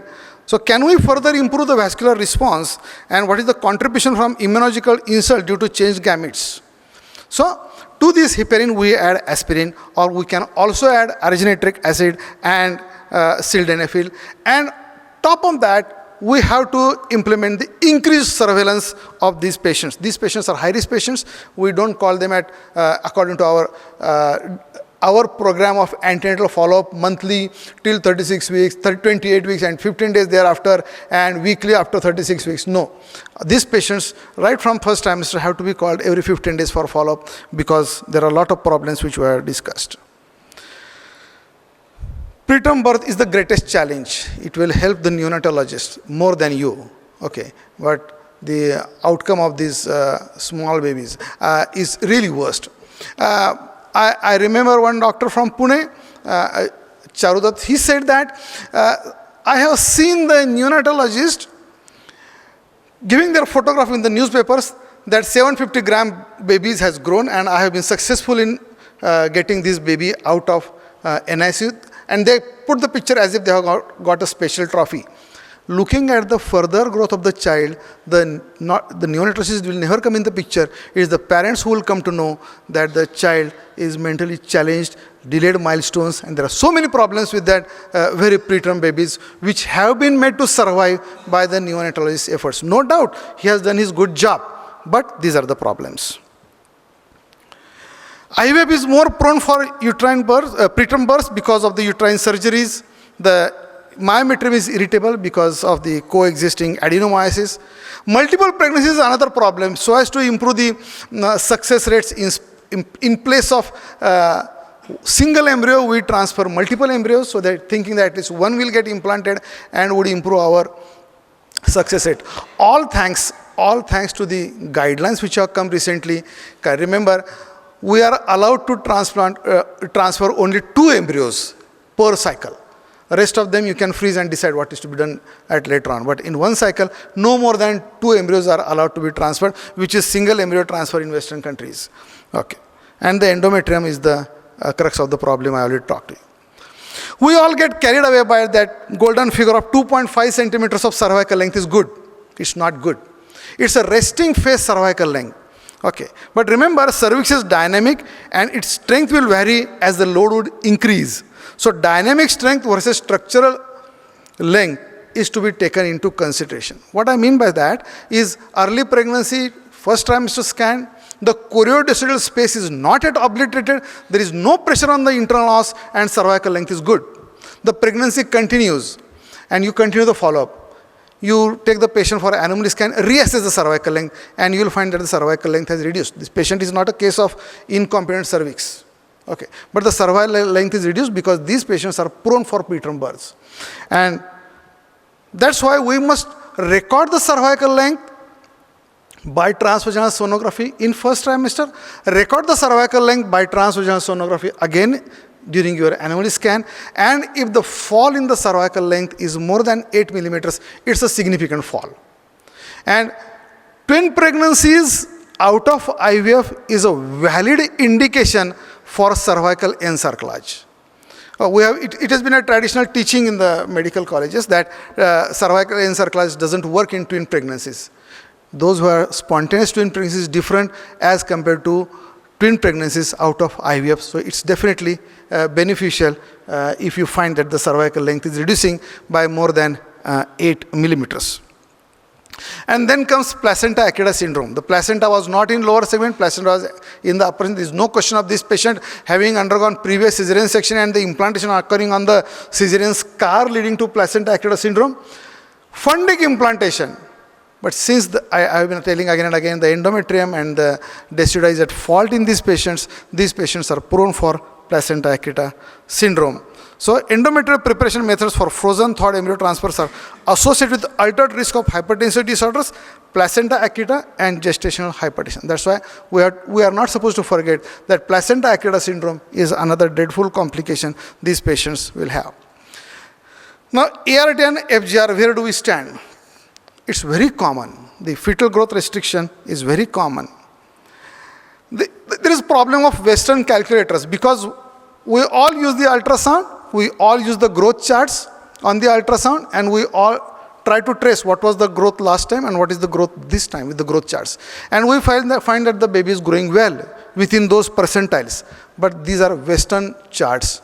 Okay, so we should not rely on these Western charts for the growth because we know that IVF pregnancies are prone for growth restriction. Slightest fall in, though within the 10th and 95th percentile, the baby's growth is falling, we have to make sure that it is still at the 50th percentile to call it as an appropriate growth. Because those growth charts only tell us, just observe, okay, and if you follow the growth charts, it will just let you know that yes, this baby is likely to have IUGR or heading towards IUGR. What else? It doesn't tell you anything apart from that. Okay, so the only thing is that we have to wait, we have to take our measures and wait for the delivery to take place. No, earlier intervention to correct the growth pattern is important in these patients, and that's why without waiting for the interventions to be done, okay, whenever our IVF patients have conceived, we have to take all the measures to see that patient doesn't land into IUGR. Correct the nutrition, give the aspirin, give heparin, whatever you want to do. But aspirin, remember, is not given as a blanket therapy to all patients because aspirin given in the early pregnancy is also known to cause anterior abdominal wall defects. So that has to be taken into consideration before you give this aspirin to all the patients. Assisted reproductive technology and the risk of stillbirth, even in singleton pregnancy, is very high. Reasons, though not very clear, unexplained IUDs are common. Now, elderly patients, we were taking pride in making a postmenopausal patient become pregnant. And then this was the case that patient became mother at 42 years, but patient just collapsed on the second postoperative day of cesarean section. She had short of breath, was tachycardic, sweating, shifted to ICU, and then when echo was done, it was found that the left ventricular ejection fraction was less than 45%. Mitral and tricuspid regurgitation was there, and there was pericardial effusion.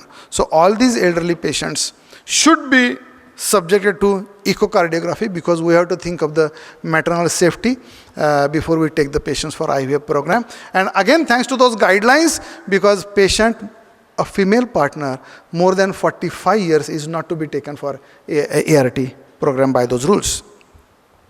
So ART and fetal medicine, I'm coming to my final slides. ART and fetal medicine is a symbiotic. We have to give adequate information to the fetal medicine specialist about what are our expectations, and we have to give all the details, whether we have used donor sperm, donor eggs, and we are also to understand what the fetal medicine specialist wants before the final conclusion of the test is done. This point I want to insist that there is peaking of fertility at 26 years in Indian women, and it's 32 years in Western women. Why I'm telling this? Because we also now are becoming more westernized as far as our education is concerned, as far as our career is concerned. We have the young population going for postgraduate studies. We have the young population becoming engineers and taking up joining software companies for their jobs, trying to make their career first, forgetting about the obstetric career. We all have to understand that the peak of fertility is at 26 years in our population and 32 years in Western countries. So don't blindly follow what the Western literature says. That we are also to take into consideration what our data is. So we should encourage, my request to the professor and associate professors, that we should encourage our residents to have pregnancy whenever they join the MS course, and not to scold them. Okay. So actually, during residency, if you are pregnant, you are a better obstetrician because you read more, you understand the subject more.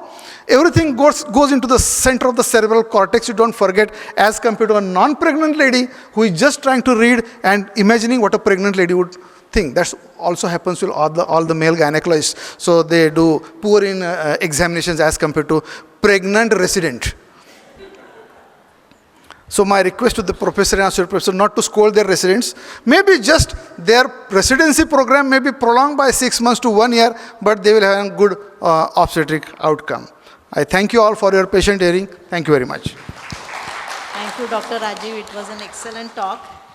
Are there any questions from the audience? Yes.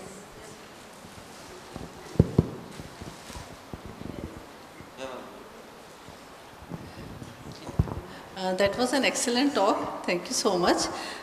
You mentioned about the higher incidence of placental problems in FET cycles. So if we have had a patient who has a PIH in the previous pregnancy, because of which she either went into preterm labor or we had to deliver her, subsequent FET cycle when we are doing for her and we have blastocyst frozen for her, we go for an ovulation induction or an ovulatory cycle with FET. So she has a corpus luteum and not go for a HRT FET cycle. Just correct. Thank you very much. Dr. Raju, one question from me. In patients who have premature ovarian failure and we are trying to build up their uterine size, Endometrium. and then they go for a ovum donation program. So is there any increased incidence of rupture of uterus in such patients? There is no increase in the rupture of uterus. No. No? No. Because I remember Dr. Patki from Solapur, he actually presented a poster in one of the conference where he has actually presented 6 or 7 cases of rupture of uterus in patients who have undergone ovum donation program in premature ovarian failure. So I just wanted the literature, the literature doesn't say that, because it says that once the patient has become pregnant, the hormonal value will take care of the growth of the uterus. We have been achieving pregnancies in hypoplastic uteri also. In hypoplastic uterus, you give them 3 to 6 cycles of estrogen to make sure that the endometrium develops, then take them for ovulation induction programs, whether IUI or natural time in relations, yes, they would become pregnant and they continue. Yeah. I mean, that's true, but is there anything to do with the building up of that uterus to a particular size before they actually are going for this? Not really, unless they have undergone frozen embryo transfer. Because these placenta, they have placenta acquita syndrome, and that could have led to the ruptures. That's a different issue, but not with the natural conceptions. And I don't know whether Dr. Shailesh Patil is here, but he also had one such patient. So I just wonder whether you have any. The patient would have had undergone surgery or may have undergone repeated even DNCs, and where the perforations were not appreciated during DNC procedures. So bygone perforations can also lead to that. Hello. Now I request chairpersons to felicitate the speakers. Dr. Rajesh Kokre sir. I request President to accompany them.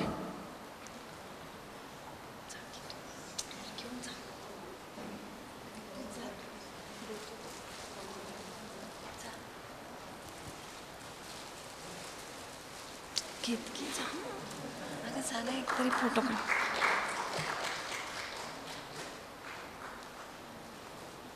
शेवटी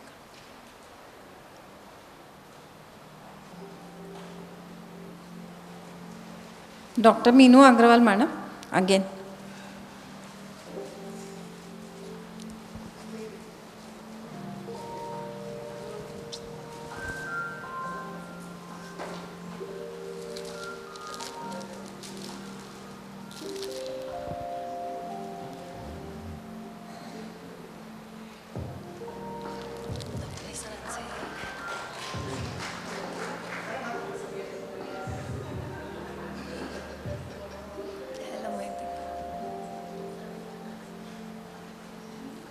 Dr. Rajiv Dabde sir.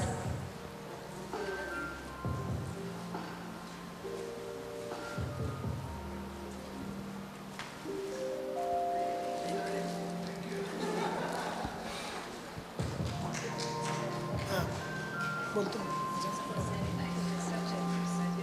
I request our chairperson to receive gift from Dr.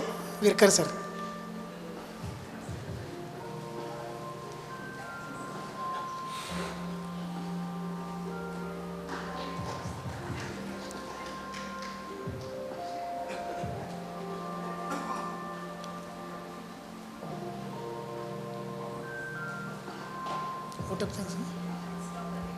I invite all the faculties for photograph.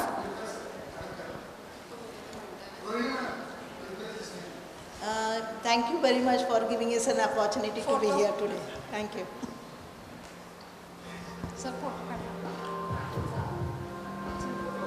Hello.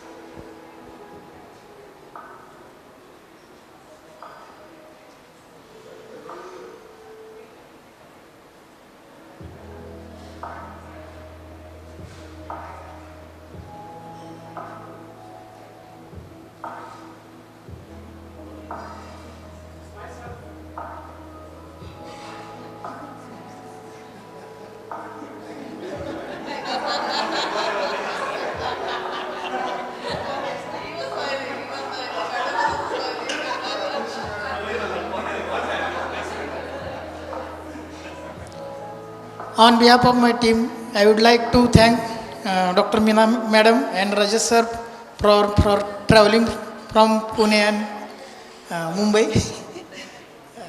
And also our own speaker, Dr. Dabde sir and Pritima Madam and Dr. Sharma sir for giving excellent lectures. And thank you all for coming here and making this conference for huge success. And I would like to thank our educational partner, Abad Pharma, and Dr. I request Vizkar sir to felicitate officers of Abad Pharma.